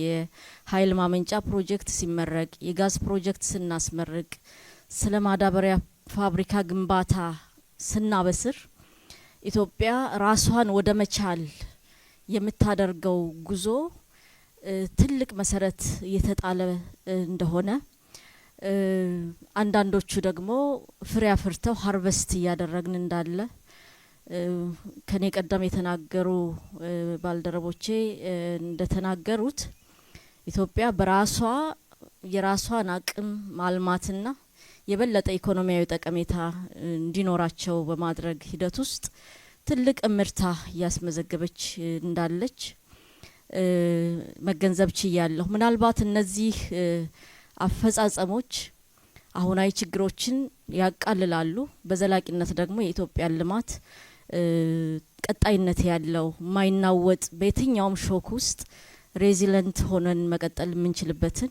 መሰረት እየጣልን እንዳለ ይሰማኛል። ምናልባት ከዚህ አኳያ የበለጠ ደግሞ እንግዲህ ኢትዮጵያም የረጅም ጊዜ ታሪክ ያላት ሀገር ናት። በዘመናት ሂደት ውስጥ መንግስት አስተዳደርም የነበራት ናት። ሊደርሽፕም በተመሳሳይ ነበረ በየዘመናቱ። ከዚህ ቀደምም በአንድ ሁኔታ እንዳነሳሁት ዛሬም እየገረመኝ ያለው የሰው ልጆች ያልተገደበ አቅም ሊሚትለስ የሆነ ሁልጊዜም መትጋት፣ ሁልጊዜም ውጤት አለመድከም። እኔ ባሌ ከቀናት በፊት የተወሰናችሁ ክቡር ጠቅላይ ሚኒስትርን ጨምሮ አይቻለሁ። ባሌ የስንዴ ኤክስፖርት ስናስጀምር አውቃለሁ። ግን የዛን ያክል የተገለጠ ፖቴንሻል እንዳለው ያየንበት፣ በአጠቃላይ መሪነት ከቴዎሬቲካል አስፔክት አልፎ ነገሮችን በተግባር ተገልጠው እንዲታዩ የዜጎችን ህይወት ወይም የኑሮ ጥራት በማሻሻል ሂደት ውስጥ ትርጉም ያለው ሚና እንዲኖራቸው በማድረግ ሂደት ውስጥ የመሪ ሚና በጣም ትልቅ እንደሆነ ተገንዝቤ ያለሁ።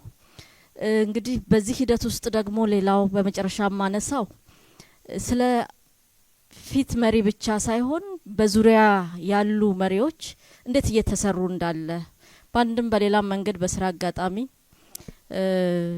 ካንዳንድ የስራ ባልደረቦች ጋር ስንገናኝ ሁልጊዜም ፕሮጀክት ላይ ሁልጊዜም ስራ ክትትል ላይ እና ሰዎች በቀን 8 ሰዓት ይሰራሉ ሚለውን ቲዮሪ የቀየረ ውጤት እስካለ ድረስ ድካም ቦታ የሌለው መሆኑን የተገነዘብኩበት ነውና በሁሉም ነገሮች እጅግ አስደማሚ ውጤት እያየን ነው። በያለንበት ኃላፊነታችንን በመወጣት ይሄንን አስደማሚ የሆነ የኢትዮጵያ የብልጽግና ጉዞውን ማድረግ እንዳለብን የበለጠ ተስፋ የሰጠኝ የበለጠ በሀገሬ እንድኮራ ያደረጉኝ እንደሆኑ ነው ማንሳት የምፈልገው። አመሰግናለሁ። አመሰግናለሁ ክቡር ጠቅላይ ሚኒስትር። ከትላንት ጀምሮ ዛሬ ቀኑ ሙሉ ባሳለፍናቸው ጊዜያቶች በተለይ 3 ዋና ዋና ጉዳይ እንደ ካቢኔም ብዙ ልምድ የሚያገኘንበት ብዙ በተባርንበት ነው ብዬ ከኮይሻ ጋር በተገናኘ ግን የተወሰነ አስተያየት ለመስጠት ነው። ጠዋትም እንዳየን ትልቁ ኢትዮጵያ ከሚኖራት ከህዳሴ ቀጥሎ ግድባችን ቅድም በለጠም ጠቆም አድርጎታል የኮይሻ ግድብ ነው።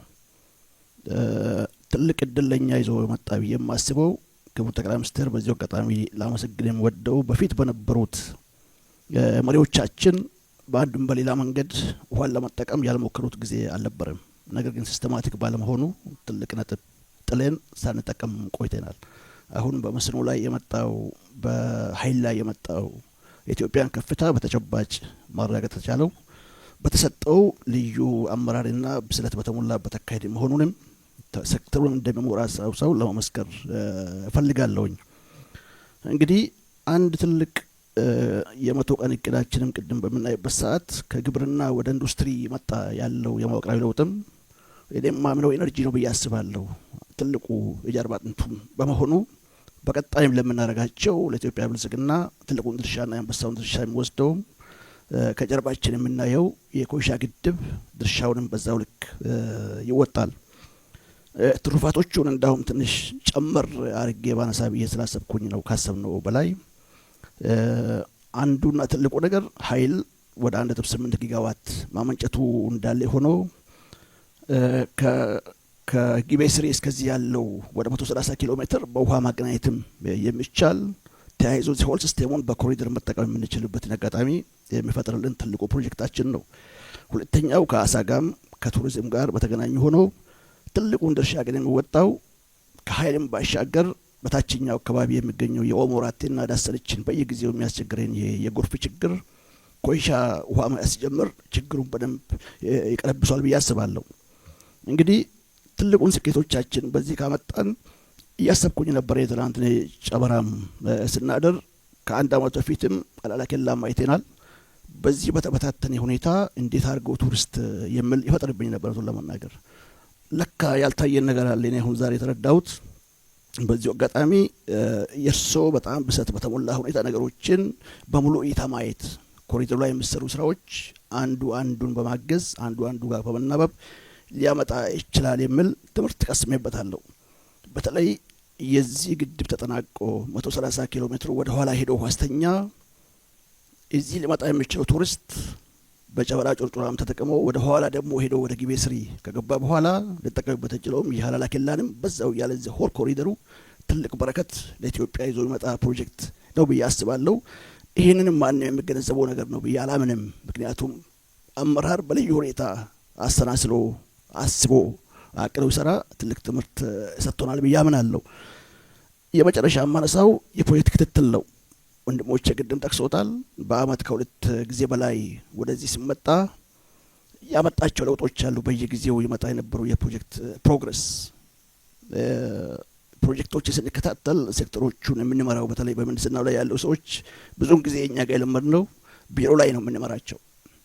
የአማካሪ የተቋራጭና የስራው ባለቤት ስሪሲ የምንላቸውን በተለመደው ግምገማ መድረክ ፕሮጀክቶች ፈቀቅ እንደማይሉ ነገር ግን ከኮይሻ በአካል ተገኝቶ መምራት ማገዝ ውሳኔ መወሰን የፖለቲካ ቁርጠኝነት ማሳየት ትልቅ ትምህርት ሰጥቶናል ብዬ አምናለሁኝ። በቀጣይ ደግሞ እነዚህ ነገሮችን ሁላችን የጋራ አድርገን ሁሉም ካቢኔ አባላትም በዚህም ያሉት የሚሰሙትም ኢትዮጵያዊ ወገኖቻችን ማገዝ ከተቻለ የኢትዮጵያ ከፍታ በእርግጠኝነት በኮይሻም ጨምሮ በተጀመሩት ውሃ ስራዎቻችን በመጠቀም አይ ቲንክ ማሳየት እንችላለን። ትልቅ ትምህርት ማግኝቻለሁ። እጅግ አመሰግናለሁ። አመሰግናለሁ ክቡር ጠቅላይ ሚኒስትር። እኔ ለመጀመሪያ ጊዜ ነው ኮይሻንም ጨበራንም ያየሁት። ይህን እድልም ስላገኘው በጣም ደስ ብሎኛል። እነዚህን ሜጋ ፕሮጀክቶች በሪፖርት መረዳት የማይችል በአካል ብቻ መተን ስናይ ስኬሉን ለመረዳት ያስችላል። ስለዚህ በዛ በጣም ይህን እድል ስላገኘው ደስ ይለኛል። ሁለቱም ፕሮጀክቶች ላይ እንዲሁም የሩብ ዓመት አፈጻጸም ላይ የጋራ የሚያደርጋቸው አንድ ነገር ያለ ይመስለኛል። እንደ አገርም እንደ አህጉርም ብዙ ጊዜ ስለ እምቅ አቅም እናወራለን። አሁን ግን በእነዚህ ፕሮጀክቶች እንዲሁም ደግሞ በሩብ ዓመት አፈጻጸም ላይ ያየ ነው የሀገራችንን የተገለጠ አቅም ማሳየት የምንችልበት ነገር ላይ መድረሳችን በጣም ትልቅ ነገር ነው። ከእምቅ ወደ ተገለጠ አቅም በብርቱ ስራ መገለጥ በመቻሉ በጣም ትልቅ ለውጥ ያመጣ የእይታም ያሰራርም ለውጥ ያመጣ ነገር ነው ብዬ አስባለሁ። ኮይሻ ላይ ሁለት ነገሮች ማንሳት ፈልጋለሁ። አንደኛው አሁን ዶክተር ሀብታሙ እንዳነሳው የኤነርጂ ሴክተሩ የትኛውንም አይነት የአገር እድገት ብናስብ በተለይ ደግሞ መዋቅራዊ ሽግግር ለምንለው ነገር በጣም ቁልፍና ምሰሶ ነው። እንደ ሀገርም ደግሞ የኤነርጂ ሴክተሩ ላይ ኢንቨስት እናድርግ እዚህ ላይ እንስራ ሲባል የመጀመሪያ አይደለም። ቀደም ያሉ አገራዊ እቅዶቻችንን ብናይ ኤነርጂ ሴክተሩ ላይ መሰረታዊ ለውጥ ለማውጣት ትልልቅ ግቦች የተጣሉበት ነበረ። አሁን ግን እየተገበርን ያለነው እቅድ ምንድነው ልዩነቱ ብለን ብናይ አንዳንድ ቅዠት የሚመስሉ ቁጥሮች ወጥተን ነባራዊ ሁኔታ ላይ መሰረት ያደረገ ስራ መሰራት በመቻሉ እንዲሁም ባልደረቦቼ በደንብ እንዳብራሩት የአመራር ቁርጠኝነት የሚያመጣውን ለውጥ ይሄ ፕሮጀክት በደንብ የሚያሳይ ነው። ከወረቀት ግምገማ ቢሮ ቁጭ ብሎ ከማየት ባለፈ በመሬት ላይ ያለው ነገር ምንድነው የሚለውን ማሳካት በመቻሉ ይሄን ትልቅ ለውጥ መምጣት የቻለው አንዱ ትልቁ ሌሰን ለኔ እሱ ነው። ሁለተኛው በዚህ ሂደት የተፈጠረው አገራዊ አቅምና አገራዊ ኩራት ነው። ስለ አገራዊ ኩራት ስናስብ ሀገራችን የረጅም ጊዜ ታሪክ ስላላት ከታሪካችን የምንጠቅሳቸው ብዙ ነገሮች አሉ።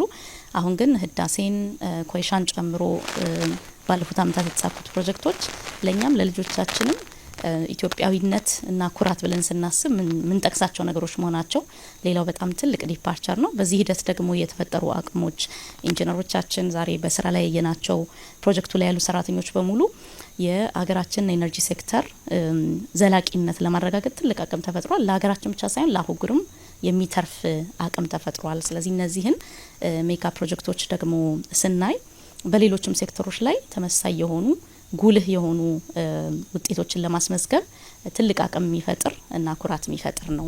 አመሰግናለሁ። አመሰግናለሁ ክቡር ጠቅላይ ሚኒስትር። የሁለት ቀን ቆይታችን በጣም ድንቅ ነበረ። በተለይ ራስን ለማድመጥና ቀጣይ የሚሰሩ ስራዎችን በፍጥነት ለመስራት ተጨማሪ አቅምና ኢነርጂ የሰጠ ቆይታ ነበር። እኔ ማንሳት የፈለኩት የጨበራ ጩርጩራ ላይ የነበረን ቆይታ ነው። እኔም ለመጀመሪያ ጊዜ ነው ይሄን አካባቢ መልካታ ያደረኩት። ውስጡ ላይ ትላንት የተለየ ስሜት ነው የተሰማኝ። ምክንያቱም ይሄ አካባቢ የነበረ ብዙ መንግስታት የተለዋወጡበት ግን ደግሞ በዚህ ደረጃ ታይቶ ያለማ አካባቢ ነው። እዚህ ያለው በጨበራ ጩርጩራም ሌሎች ኢትዮጵያ ላይ ያሉ አካባቢዎች የነበሩ ቦታዎችን ምልከታ ለውጥ ብቻ በማድረግ የኢትዮጵያን ከፍታ በሚያሳይ መንገድ የኢትዮጵያን መዳረሻና አቅደን የተነሳነውን ብልጽግና ማሳካት የሚያስችል ማሳያ ቦታዎች የተሰሩ መሆናቸው ጨበራ ጩርጩራ ላይ ያየሁት ሁሉም ጋር መድረስ የምንችልበትን ቦታ መድረስ እንደምንችል ቀድሞ መመልከት መድረስ የምንችልበትን ቦታ ክቡር ጠቅላይ ሚኒስትራችን ቀድሞ የመመልከት ብቃት እና የአመራር ጥበብም ጭምር በተጨባጭ ያየውበት የሚሰሩ ልማቶች የአካባቢ ባህልና እሴትን የጠበቀ መሆኑን ከጨበራ ጩርጩራ እስከ ስያሜው ጀምሮ የቤት አሰራሮችንም ጨምሮ ኢትዮጵያዊነትን በየአካባቢ ያሉ እሴቶችን አጉልቶ ማሳየትን ማዕከል ያደረጉ ስራዎች መሆናቸው ድንቅ ስራዎችን አይቻለሁ። ከዛ ባለፈ የተሰሩ ስራዎች የአካባቢ ዜጎችን ተጠቃሚ ያደረጉ መሆናቸውን አይቻለሁ። እዚህ ከኮንታ አካባቢ አገልግሎት እየሰጡ ያሉ ወጣቶችን አይቻለሁ።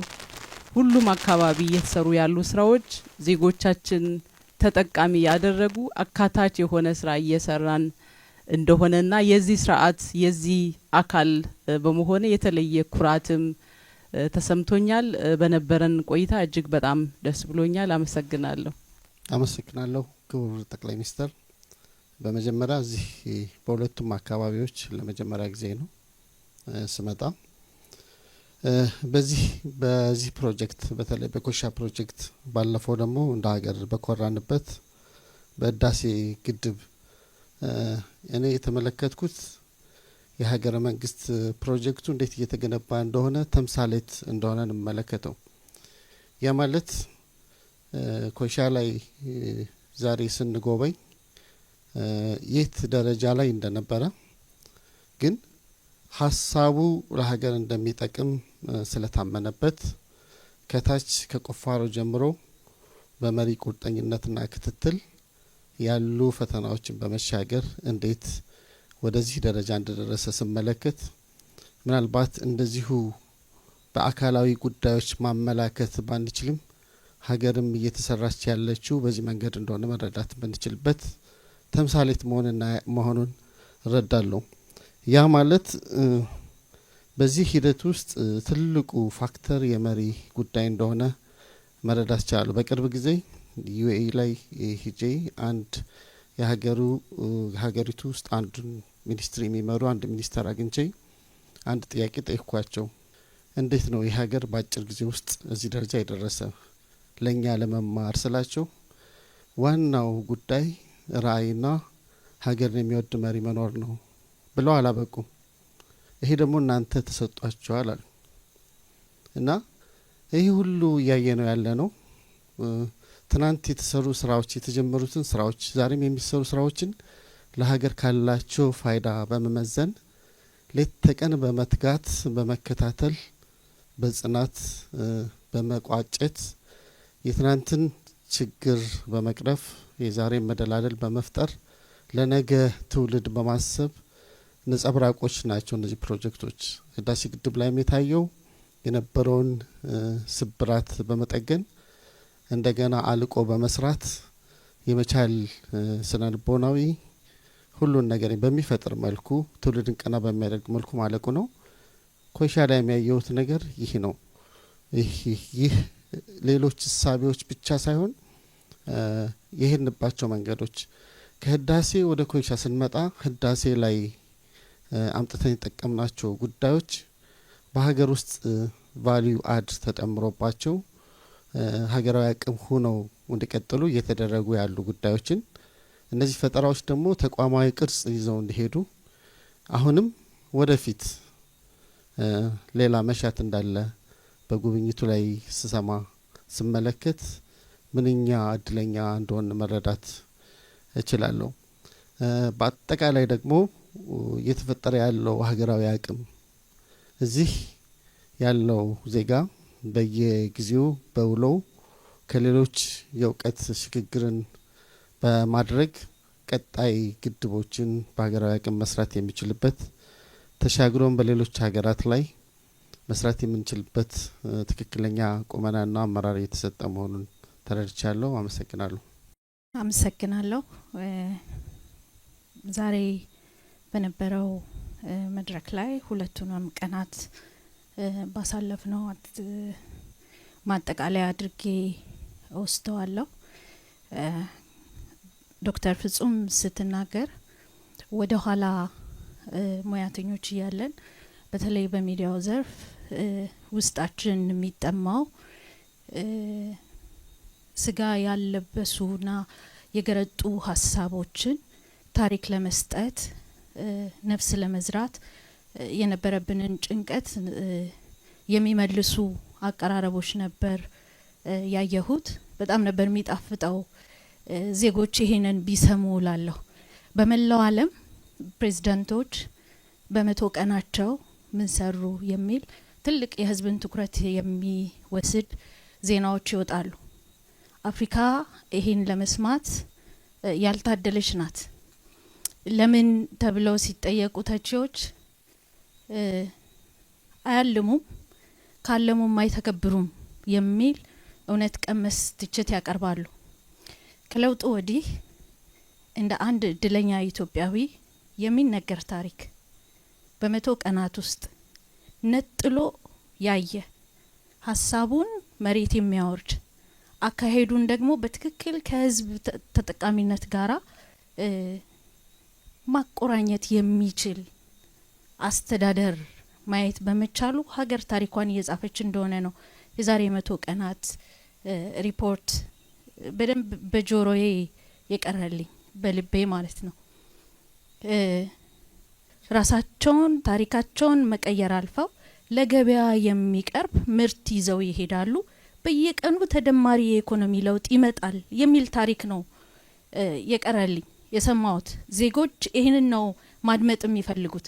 በእያንዳንዱ ዕለት ጓዳቸው ውስጥ የሚገባ ታሪክ፣ ከጓዳቸው አልፎ ወደ ገበያ ይዘው የሚሄዱት ምርት፣ ከነሱ የሚተርፍና ለሀገርና ከሀገር ላለፈ ዜጋ የሚሰጥ ምርት፣ እያንዳንዱ ዜጋ በዚህ እንዲኮራ የሚያስችል ታሪክ ዜጎች በራሷ ልጆች፣ በራሷ ሮች፣ በራሷ አምራቾች ጣት የሚጻፍ ታሪክ እንዳላት መረዳት ችያለሁ። የፋብሪካዎች ምርት መጨመር በትክክልም ማዕከላዊ የኢኮኖሚ ሽግግር እስከ ዛሬ ድረስ ከእጃችን ሲያመልጥ የነበረ መጨበጥ መቻላችን፣ ይህንንም ነገር ለሚያድጉ ህጻናትና ወጣቶች የምንነግረው ታሪክ እንደሆነ ነው ቁጥሮቹ የሚያሳዩት። ህይወት አላቸው፣ ነፍስ ይዘራሉ ቁጥሮቹ። ለምን፣ እንዴት፣ ከምን ተነስተን የሚለውንም በደንብ የሚመሰክሩ ነበሩና እነሱ ትርጉም ያለው ታሪክ ለዜጎች መጻፍ መናገር እንደምንችል በ100 ቀናት ውስጥ ዜጎች ከየት ተነስተው በእያንዳንዱ ቀን ተደማሪ ውጤት ምን ማግኘት ይችላሉ የሚለውንም ታሪክ እየተጻፈባት ያለች ሀገር መሆኗን መረዳት ይቻላል ከቀረበው ሪፖርት። ከሁሉ በላይ ገንዘብ የምትሰራ ሀገር ሆናለች። ገንዘብ በራሷ አቅም ባሏት ገንዘብ በሚሰሩ ተቋሞቿ መያዝ መቻሏን፣ ተበዳሪ ዜጎች ከሀገር ሀብት ያለምንም ልዩነት ከጫፍ ጫፍ ተበድረው መስራት መቻላቸው በሀገር ሀብት ነው። ይሄ ለዜጎች እናመርታለን፣ እንሰራለን፣ እንነግዳለን ለሚሉ ዜጎች ትልቅ ትርጉም አለው በእያንዳንዱ ህይወታቸው ውስጥ። ከዛ ሁሉ በላይ ይሄን ያመረቱትን ሀብት ለዓለም ገበያ ይዘው እንደሚቀርቡ የአቅራቢዎቹ ውጤት ትርጉም ያለው መሆኑን ነው ቁጥሮቹ የሚያሳዩኝ። ስለዚህ ሀገር በምን አይነት መንገድ ውስጥ በየዩኒቱ እየተገነባች እንዳለ የሚያሳይ ሪፖርት ነበረ። ብዙ ነገር ቀርቶልኛል። እንደ አንድ ሙያተኛ ጥያቄ የሆኑ የነበሩ እንደ አንድ ኢትዮጵያዊት ብቻ ሳይሆን አፍሪካዊት ሀገር ኢትዮጵያ ቀዳሚ ቦታ ላይ ለአፍሪካውያን ሁሉ የምትነግረው ታሪክና አሰራር እንዳላት ያየሁበት ነው። አመሰግናለሁ። አመሰግናለሁ። የኔ ትኩረት የ100 ቀን እቅዱ ላይ ነው። ስለ ሪፖርቱ ብዙዎች ስለተናገሩ እኔ ከሱ ጋር የሚገናኝ አንድ ታሪክ ብቻ ተናግሬ ጨርሳለሁ። ድሮ የሰው ልጅ እንዳሁኑ እሳት መጠቀም ከመጀመሩ በፊት እሳትን ያገኘው አንድ ሰው ነው ይባላል እና ሂዶ ለአንድ ቤተሰብ እሳት ማንደድ እንደሚችል፣ ለእሳቱ ደግሞ እንጨት ማምጣት እንደሚችል ነገራቸው። እንጨቱን ደረቅ እንጨቱን እያመጣ እሳቱን አነደደ። እሱ ነው እንጨት የሚያመጣው፣ እሱ ነው እሳት የሚያነደው። ቤተሰቡ በሱ እንጨትና በሱ እሳት ብቻ ነበር የሚጠቀመው። በኋላ ምግብ ሲያበስል አንድ አይነት ብቻ ምግብና በአንድ መንገድ ስለሚያበስል እዛ የነበረው ቤተሰብ ሁልጊዜ አንድ ነገር ከአንድ መንገድ መቀበሉ ሲሰለቸው እንዲህ ማድረግ አለብህ፣ ምግቡ መቀየር አለበት፣ አበሳሰልህም መቀየር አለበት የሚል ሀሳብ ሲሰጡት አኮረፈና አንድ ቀን ማታ እሳቱንም አጥፍቶ እንጨቱንም ይዞ ጠፋ እና ቤተሰቡ ጧት ሲመጣ እሳትም የለም እንጨትም የለም።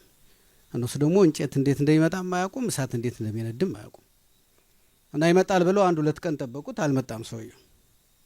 እሱ ደግሞ የሆነ ዋሻ ውስጥ ተቀምጦ ካሁን ሲቸግራቸው፣ ሲርባቸው፣ ሲበርዳቸው ይጠሩኛል ብሎ ይጠብቃል። እነሱ ደግሞ የት እንዳለ አያውቁም፣ ሊጠሩት አልቻሉም ስለዚህ የመጀመሪያው ስራቸው ሂደው እንጨቱን እንደምን ብለው ከጫካ ፈልገው ደረቅ እንጨት እሱ ይዞ እንደሚመጣው አመጡ። ከዛ እንጨትና እንጨቱን ሲያፋጩ እሳት ፈጠረላቸው። ስለዚህ እሳቱን አነደዱ። አሁንም ምግቡን እሱ እንዴት እንደሚያበስል እያሰቡ ምግብ ማብሰል ቀጠሉ። እሱ ግን እዛ ዋሻው ውስጥ ነው። አይ ካሁን ይጠሩኛል፣ እነዚህ ሰዎች ይራባሉ፣ ይበርዳቸዋል፣ ይሞታሉ እያለ እያሟረተ ጠበቀ። አልሆነም እና ከብዙ ጊዜ በኋላ እንዴ ለምን ነው ማይጠሩኝ? ምን ሆነው ነው ሙቶ ይሆን እንዴ ያልጠሩኝ ብሎ መጣ። ሲመጣ ቤት ውስጥ እንደውም እሳቱ በደንብ ይነዳል፣ እንጨቱም በጣም ተከምሯል። እንደውም የበለጠ ሰዎቹ ሁልጊዜ እንደሱ እንጨት እያፋጩ እሳት ማንደድ ሰልችቷቸው ከሌላ ማዕድን ክብሪት አውጥተዋል። ስለዚህ በቀላሉ እሳት ማንደድ ጀምረዋል እና ሲመጣ እሱ እሳት በሚያነድበት ዘመን የነበረው የእሳት ማንደድ ተቀይሯል። እንጨቱም መጣጡ ተቀይሯል። የእሳት አነዳደሩም ተቀይሯል። የምግብ አበሳሰሉም ተቀይሯል እና ሶስቱም ለሱ እንግዳ ነው የሆነበት እና ሲመጣ እንደውም ከነሱ አልፎ ጎረቤቱ ሁሉ እሳት እያነደደ ነው እና ምን አለ ይባላል መጨረሻ ሰውየው ሲሆን መጀመሪያ መሄድ አልነበረብኝም፣ ጥዬ ከሄድኩ ደግሞ ቶሎ መምጣት ነበረብኝ። አሁን ለክብሪቱም ለእሳቱም ለምግቡም አዲስ ሰው ነው የሆንኩት አለ እና የኢትዮጵያ ጉዞ ሁልጊዜ በዚህ በመቶ ቀን እቅድ ሳየው እንደዚህ ነው የሚመስለኝ።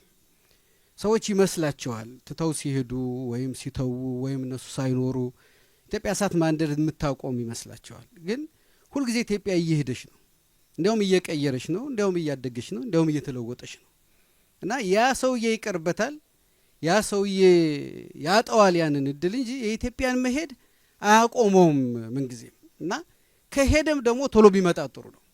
ካልሆነ ብዙ ነገሮች ተቀይረው ብዙ ነገሮች አልፈው ብዙ ታሪኮች ተሰርተው እንኳንስ ቀጣዩን እድገት አብሮ መሳተፍ ያንን ታሪክ ማወቅም እስኪደርሰው ሊደርስ የሚችልበት የእድገት ጉዞ ላይ እንዳለች ነው ሁልጊዜ ይህንን እቅድ ሳይ የሚሰማኝ። ይሄን ለመናገር ነው። አመሰግናለሁ። እኔም በጣም አመሰግናለሁ ለነበረን ውይይት።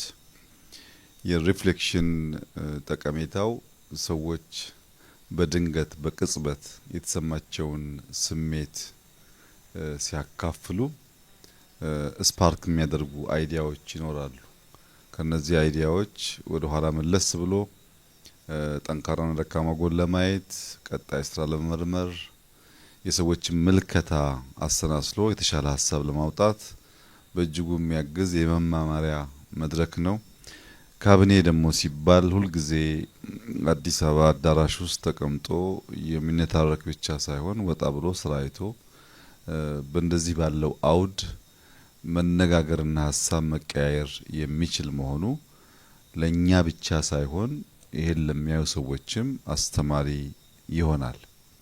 ቦታው በጣም ሂስቶሪካል ከመሆኑ ጋር ተያይዞ ደግሞ የበለጠ ስራዎቻችንን በቅርበት እያየን ለመምራት የሚያስችል እድል ይፈጥራል። ሁላችሁም እንደምታውቁት የመፍጠንና መፍጠር አስፈላጊነት ኢትዮጵያ ውስጥ አሁን በግልጽ መታየት እየጀመረ ነው። በሀገር ደረጃ በሺ የሚቆጠሩ ፕሮጀክቶች አሉ፣ ከትናንሽ ስራ ጀምሮ ትላልቅ ስራዎች። እነዚያን ፕሮጀክቶች እንዲሰሩ መከታተልም ካለቁ በኋላ ማስመረቅም እንደ ከዚህ ቀደሙ ቀላል ጉዳይ አይደለም። ተከፋፍለናቸውም ቢሆን ማስመረቅ በራሱ ራሱን የቻለ ስራ እየሆነ መጥቷል። በጣም በርካታ ፕሮጀክቶች እንድናስመረቅ ጥያቄ ይቀርባል። ግን ከፕሮግራም መጣበብ ጋር ተያይዞ እንቸገራለን። ግድብ ብቻ ብንወስድ በቅርቡ ሶማሌ ክልል አስመርቀናል፣ ህዳሴ አስመርቀናል፣ ወልመል አስመርቀናል። በሚቀጥሉት ወራት ወረፋ የሚጠብቁ ግድቦች አሉ አልቀው ለመርቃት መካከለኛ ከፍተኛ የሚባሉ ለኢሪጌሽን ስራ የሚውሉ የኢነርጂም ስራ እንደዚሁ አይል የሚያመነጩ ፕሮጀክቶች ያለቁ ምርቃት የሚጠብቁ አሉ። ወደ እንደዚህ ያለው አውድ ያስገባን መፍጠርና መፍጠን ነው። እንፍጠን፣ እንስራ እንትጋ፣ ከልፋታችን ውጪ የሚለወጥ ሀገር አይኖርም የሚለው እሳቤ በእጅጉ አግዟል። አምና ታስታውሱ ከሆነ ስልጠና ስንሰጥ በየወረዳው አንዳንድ ፕሮጀክት አሳኩ ብለን ነበር እና በቅርቡ አንዳንድ ማዕከላዊ ክልል ዞኖች ሲንቀሳቀስ ያኔ አንዳንድ ያልከን እኮ 16 ፈጽም ያለው ያለኝ ወረዳ አለ። በራሱ ኢኒሼቲቭ ሪሶርስ ፈልጎ ፕሮጀክት ጀምሮ ጨርሶ ለህዝብ ጥቅም ያዋለ ወረዳ አመራር ማለት ነው። በየቦታው ታያላችሁ። በተለይ በፐብሊክ እና በፒፕል ፓርትነርሺፕ ፐብሊክ ፕራይቬት ነበረ፣ ግን ፐብሊክ ፒፕል ፓርትነርሺፕ ለን ስራ እንስራ የታመቀ አቅም ማህበረሰብ ውስጥ አለ ብለን የጀመርነው ጉዳይ በትምህርት ሴክተር እንኳን ብትወስዱ ቢሊየንስ ነው። ትምህርት ሚኒስቴር ትምህርት ለትውልድ ብሎ ሬዝ ያደረገው በጣም በርካታ ስራዎችም የሰራው በሁሉም ሴክተር በኮሪደርም ብትወስዱ በገጠር ኮሪደርም ብትወስዱ የማህበረሰቡ ከመንግስት ጋር ተሳስሮ ለልማት የሚጠቅሙ ሀብቶች፣ እውቀቶች፣ ጉልበቶች እያዋጣ ሀገሩን እየሰራ ሀገሩን እየቀየረ የሚሄድበት ልምምድ መስፋቱ እነዚህ የመፍጠር ሁኔታዎች በእጅጉ እያገዙን መሆኑን ያሳያል። ወደ ኮይሻ ግድብ ስንመጣ እኔ ለመጀመሪያ ጊዜ የኮይሻ ግድብ መኖሩን የሰማሁት ለህዳሴ ግድብ 1 ቢሊዮን ዩሮ ሳሊኒ በሶስተኛ ወገን አስወስኗልና ያንን ቢሊዮን ዩሮ ካልከፈል ስራው መቀጠል አይችልም የሚል ሪፖርት መጥቶልኝ ከሳሊኒ ጋር ፌስ ቱ ፌስ በጉዳዩ ለመነጋገር ለመደራደር ወደ ሀገር ውስጥ ጠርተነው እኔና ሌሎች በሴክተሩ ያሉ ኃላፊዎች ሙያተኞች ባሉበት በጣም ረዘም ያለ ኔጎሺዬሽን እናደርግ ነበር ያንን ገንዘብ ለማስቀነስ እና ከ1 ቢሊዮን ዩሮ ወደ 500 ሚሊዮን ዩሮ እንዲያወርድ ካደረገው ፕሪኮንዲሽን አንዱ ሌላ የቆመ ፕሮጀክት አለ እና እሱንም ማየት ይኖርብሃል የሚል ነው። እኔ ራሱ ህዳሴ ለኔ ናይትሜር ነው። ማኔጅመንቱ ችግር አለበት፣ ፕሮጀክት ኮንትራክተሮቹ ችግር አለባቸው። እነሱን እንኳን ቀይሬ መጀመር አልችልም። ተጨማሪ 1 ቢሊዮን ዩሮ ጥያቄ ነበር። እሱን እንደምንም ግማሽ ቢሊዮን ዩሮ አድርገን ከወሰን በኋላ ራሱ ህዳሴን አንቀሳቅሶ ስራውን መጀመር ፈተና በሆነበት ወቅት ሌላ ፕሮጀክት አለ ተባለ። ተጨማሪ ቀጠሮ ይዘን ተለያየን እና በቀጠሯችን እሱም ከኔ ጋር ያሉ የስራ ባልደረቦችም በጋራ መጣን። ስንመጣ ካምፕ አለ፣ ፕሮጀክቱ ግን የለም ወይ የሚታይ ነገር የለም። 1 ኪሎግራም ሲሚንቶ እዚህ ፕሮጀክት ውስጥ አልተጨመረም በዚያ ጊዜ። በአንጻሩ ልል አፈሮች ለግድብ ስራ የሚያግዙ ልል አፈሮች ለማውጣት መጠነኛ ስካቬሽን ተጀምሮ እሱም ቆም ብሏል፣ ገንዘብ ስላልነበረው ፕሮጀክቱ። የፕሮጀክቱን ጠቃሚነት ከነገሩኝ በኋላ ተያይዘን ከዚህ ወደ ግቤ 3 ሄድን። ግቤ 3ን አየው፣ ትስስራቸውን አየው፣ አስፈላጊነቱን አየው። መልሰን ቢሮ ከገባን በኋላ እንዴት አድርገን ይህንን ጉዳይ ልናስጀምር ልናሳካ እንደምንችል ተመካከርን።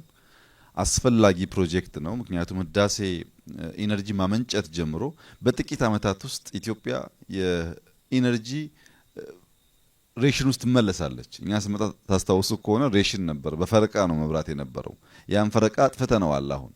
ነገር ግን ተጨማሪ ኢነርጂ ላይ ኢንቨስት ካላደረግን በጥቂት አመታት ያ ፈረቃ ይመለሳል።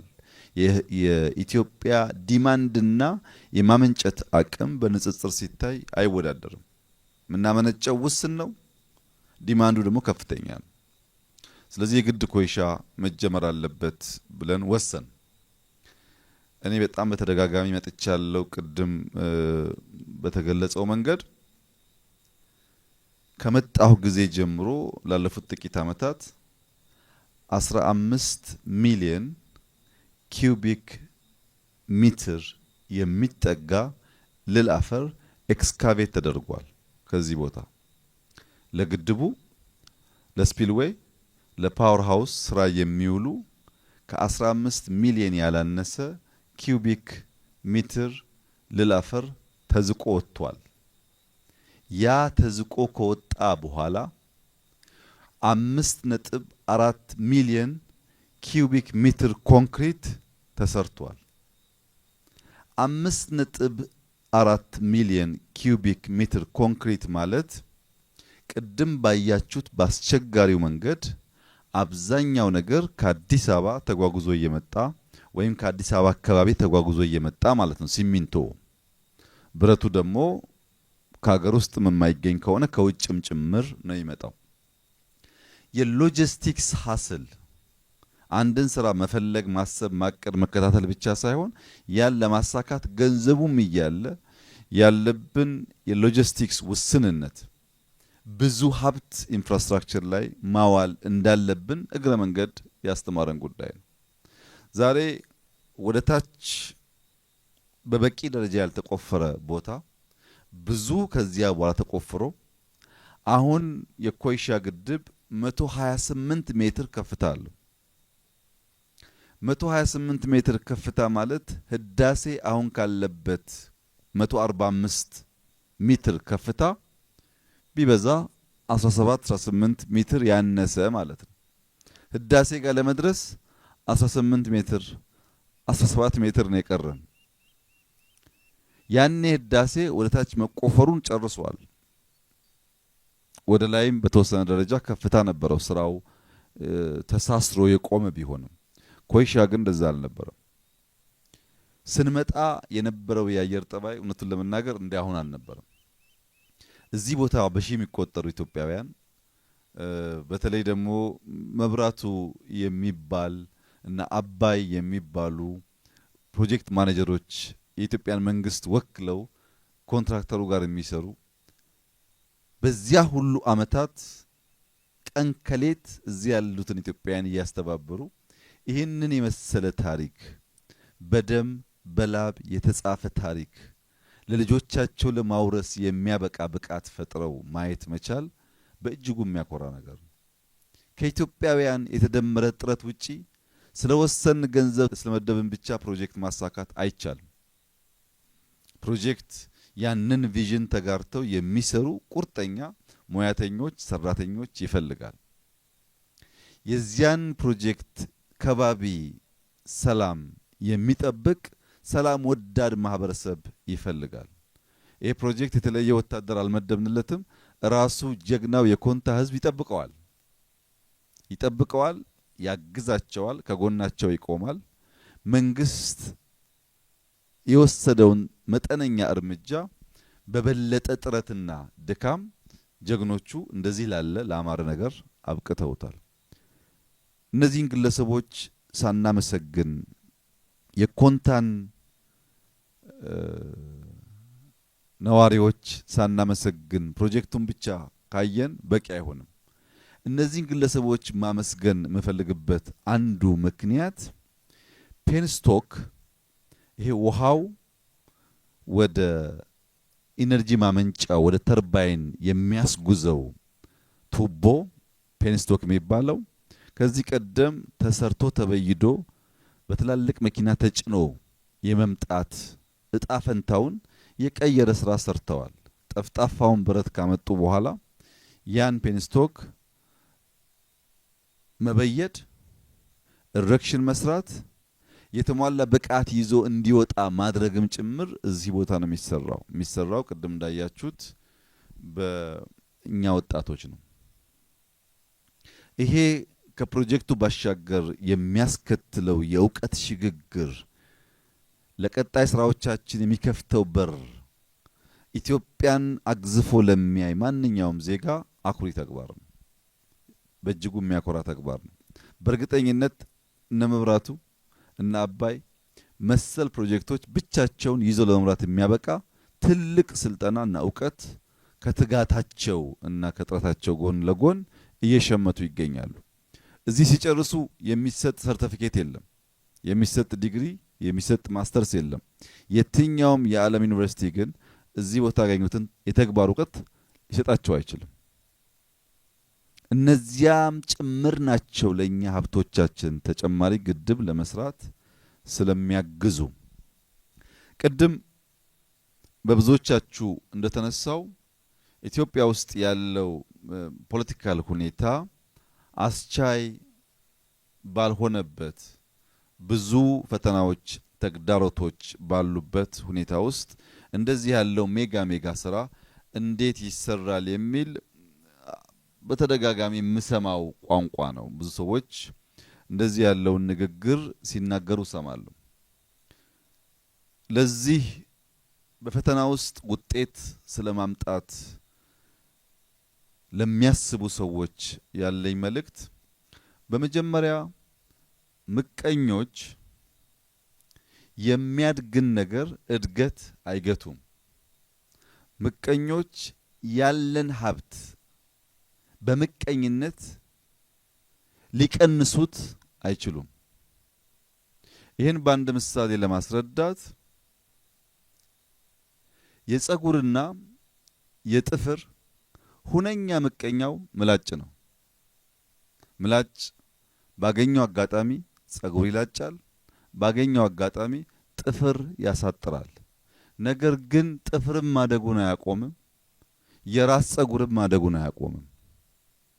ሰዎች በፈተና ውስጥ እድል ፈልቅቆ ያወጡ መሄድን ካላወቁበት በቀር በፈተና እና በምክንያት ታስረው የሚቆሙ ከሆነ ሀገርን መስራት ሳይሆን ቤተሰብ መምራት ይቸገራሉ። እዚህ ያሉ የካቢኔ አባላት እንዲገነዘቡ እንፈልገው የኢትዮጵያ ፈተና ከነገ ወዲያ በኋላ እየጨመረ ነው የሚሄደው። ባደግን ቁጥር ትልቀታችን በተረጋገጠ ቁጥር ሀብታችን መውጣት የጀመረ ቁጥር አሁን የምናውቃቸው ፈተናዎች ብቻ ሳይሆኑ አዳዲስ ፈተናዎች ይወለዳሉ። ፈተናን አንቲሲፔት አድርገን ማንኛውም ተግዳሮት ሲገጥመን እንደ እድል ወስደን መስራት ማንዘጋጅ ካልሆን ማንኛውም እንቅፋት እየመጣ ጠልፎ ሊያስቀረን ይሞክራል፣ ይፈልጋል። ትላልቆቹ ሀገራት ከኛ በእጅጉ የበዛ ፈተና አለባቸው። በአቅማቸው ልክ በሳይዛቸው ልክ ፈተና አለባቸው። ያንን ፈተና የሚሻገሩት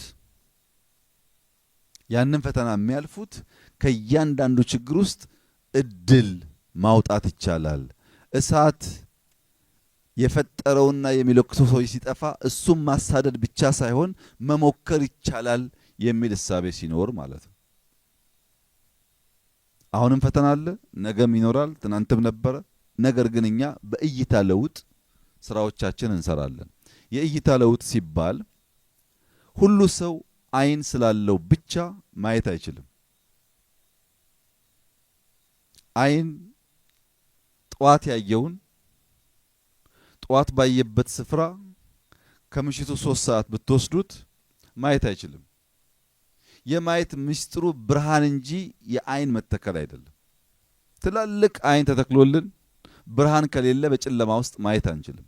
ብርሃን ካልበራልን በቀር አምፖልም ይሁን ፀሐይ የውስጥ ብርሃን ካልበራልን በቀር የምናየውን ነገር በብቃት ማየት እንቸገራለን።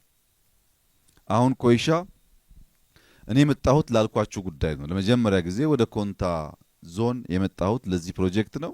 ከመጣው በኋላ ግን አካባቢውን ለማየት እድል አግኝቻለሁ። በጣም ተደንቄያለሁ። ህዝቡ በጣም ፍቅር የተሞላ ሰላማዊ ህዝብ ነው። ከባቢው የሚያስደንቁ የተራራ ቼይን ያለበት ውበት ያለበት ቦታ ነው።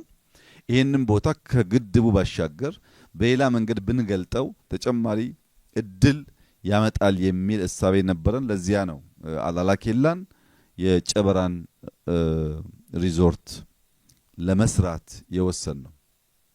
በዚያ ጊዜ ስንመጣ የዚህ ሀገር ውበት ቢገለጥ በብዙዎች ቢታይ ተጨማሪ ሀብት እናገኝበታለን፣ ስራ እንፈጥርበታለን፣ ለሀገር እድገት ተጨማሪ አስተዋጽኦ ያደርጋል ብለን ስናስብ ለራስ ማመን እና ለጓደኛ ማጋራት በቀላሉ የሚቻል አልነበረም። መንገዱ አይመችም፣ ተራራው አይመችም። በጣም ሐሳባዊ አይዲያል የመምሰል ነገር ነበረው። እውነት ነው፣ አይዲያል ነበር። ግን ያንን አይዲያል ኢሉዥን ሳይሆን ወደ ሪያሊስቲክ ለማምጣት ወደ ሚጨበጥ ነገር ለማምጣት በትልቁ ማሰብ ብቻ ሳይሆን በትናንሽ ደግሞ መጀመር ይፈልግ ነበር። በአንድ ወቅት 2 በሽተኞች በአንድ ሆስፒታል በአንድ ሩም ውስጥ ሩም ተጋርተው ይተኙ ነበር። አንደኛው በሽተኛ ከበሽታው የተነሳ ቀኑን ሙሉ በወገቡ መተኛት ይገደዳል፣ ቀና ማለት አይችልም። አንደኛው በሽተኛ ደግሞ ከበሽታው የተነሳ ቀን መተኛት አይፈቀድለትም። አብዛኛውን ጊዜ ቁጭ ማለት እና ክፍል ውስጥ መንቀሳቀስ ይገደዳል። እና ይሄ ሚተኛው በወገቡ ምክንያት ቀኑ ሙሉ ሚተኛው ሰው በተኛበት ያ የሚቀመጠው ሰው ጧት ሲነሱ ወደ መስኮት ጥግ ይሄድና መስኮቱ ጋር ሆኖ በወገቡ ለሚተኛውና ውጩን ማየት ለማይችለው ሌላ ደባሉ በሽተኛ ደባሉ ስለ ውጩ ሁኔታ ይገልጽለታል። ይገርማሃል፣ ቀና ብለህ ማየት ብትችል ከኛ ክፍል መስኮት ባሻገር ያለው ኦሽን ታይቶ የማይጠገብ ወፎቹ በላዩ ላይ ሲበሩ ብታይ፣ ወዳጆች እጅ ላይ ተያይዘው በቢቹ ጋር ወክ ያደርጋሉ። ህፃናት በወረቀት በእጃቸው አዋፋትን እየሰሩ እየወረወሩ ይሯወጣሉ፣ ይጫወታሉ። የውጭ ዓለም እንዴት ያለ የሚያጓጓ አስደሳች ነው እያለ በየቀኑ ይተርክለታል። ይሄ ሰው ቀና ብሎ ማየት አይችልም፣ ወገቡ በሽተኛ ነው። ነገር ግን ደባሉ ስለሚተርክለት እንደሚያይ ተስፋ እያደረገ ሲሻለኝ አንድ ቀና ያለው እያለ በተስፋ ይጠብቃል። የሚነገረው ትረካ ግን በጣም ያጓጓ ነው። አንድ ቀን ነርስ ስትገባ በጠዋት ያ ቁጭ ብሎ ከመስኮት ዳር የሚተርከው ሰው ሞቶ አድሯል እና ተሯሩጠው አወጡት። ያ በወገቡ የሚተኛው ሰው ብቻውን ቀረ፣ አዘነ። ከጥቂት ቀናት በኋላ ነርሶች ሲመጡ ባካችሁን ናፈቀኝ፣ ውጩን ማየት ስለምፈልግ መስኮቱ ጋር አስጠግታችሁ ቀና አርጋችሁ አሳዩኝ ይላቸዋል። መስኮቱ ጋር ጠጋ አርገው ቀና አርገው ሲያሳዩት በጣም ይደነግጣል ሰውየው። ምን ሆነሃል? ምን ተፈጠረ? ብለው ይጠይቁት። እኔ ጋር የነበረው በሽተኛ እኮ በየቀኑ ጧት እየተነሳ ከዚህ ማዶ ለሚያየው ነገር የተረከልኝ ነገርና ዛሬ የማየው ነገር አንድ አይደለም። ዛሬ ከፊት ለፊቱ ያለው ጥቁር ቀለም የተቀባ ቆርቆሮ ብቻ ነው። ምንም የሚታይ ነገር ከውጭ የለም። ስሰማ የኖርኩትና አሁንም ማየው ቆርቆሮ አልገጥምልህ አለኝ። እንዴት እንዲህ ያለ ጉዳይ ሊፈጠር ይችላል ሲላቸው፣ እንዴ ሰውየው እኮ አይነ ስውር ነው ማየት አይችልም ይሉታል።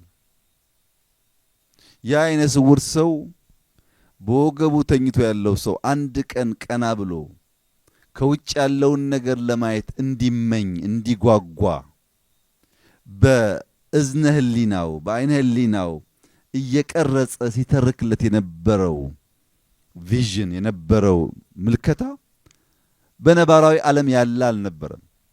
እሱ ግን በአእምሮ ኢማጂን እያደረገ ለሰውየው ኢነርጂ ሞራል እንዲሆነው በየቀኑ ይመግበው ነበር። ያም ሰው በዚያ ተስፋ አንድ ቀን ተነስቼ እንደዚያ የሚያምረውን ምድር ያለው ብሎ በመጓጓት ሲጠብቅ ቆይቶ የዚያን ሰው ውለታ ለመጀመሪያ ጊዜ ከልቡ ስላሰበ መጀመሪያ ሞቱን ሲሰማ አዘነ። ይሄንን ሲሰማ ግን ስቅስቅ ብሎ አለቀሰ። አንድ ነገር በምናይበት ሰዓት ብዙዎች ከኛ ጋር ያንን ነገር ማየት ባይችሉም ኢነርጂ ሰተን ተስፋ ሰተን ያን ነገር ለመጨበጥ እንዲጓጉ አርገን ወደ ስራ ብናስገባ ጨበራ ላይ እንዳያችሁት ያለው ውጤት ሊመጣ ይችላል። በዚህ ደቡብ ምዕራብ ክልል የጨበራንና የኮይሻን የፕራይቬት ሴክተር ደንቢ የሚባል ቦታ ላይ ተጨማሪ ሪዞርት ሰርቶ ጨርሶ የኛን ለማስመረቅ ከሚጠብቁ ወረፋ ከሚጠብቁ ስራዎች አንዱ ነው። ቅድም ካነሳሁት በተጨማሪ እያንዳንዱ መከራና ፈተና ምን እየሰጠን ነው የሚለው እንደ ተቀባዩ ይወሰናል። ተቀባዩን የሚወስነው ፀሐይ ነች። ያቺው ፀሐይ ሰም ስታገኝ ታቀልጣለች። ሰምና ፀሐይ ትውውቃቸው አቅላጭ መሆኗን ነው። ያቺው ፀሐይ ሸክላ ስታገኝ ታጠነክራለች። በሸክላና በፀሐይ መካከል ያለው ቋንቋ ፀሐይ የምታጠነክር ናት። አንዳንዶቻችን ሰም ሆነን ከተቀበልናት እንቀልጣለን። አንዳንዶቻችን ሸክላ ሆነን ከተቀበልናት እንጠነክራለን። በእያንዳንዱ ስቴፕ እንማራለን። በእያንዳንዱ ስቴፕ ጎርጉረን ለማየት እንሞክራለን።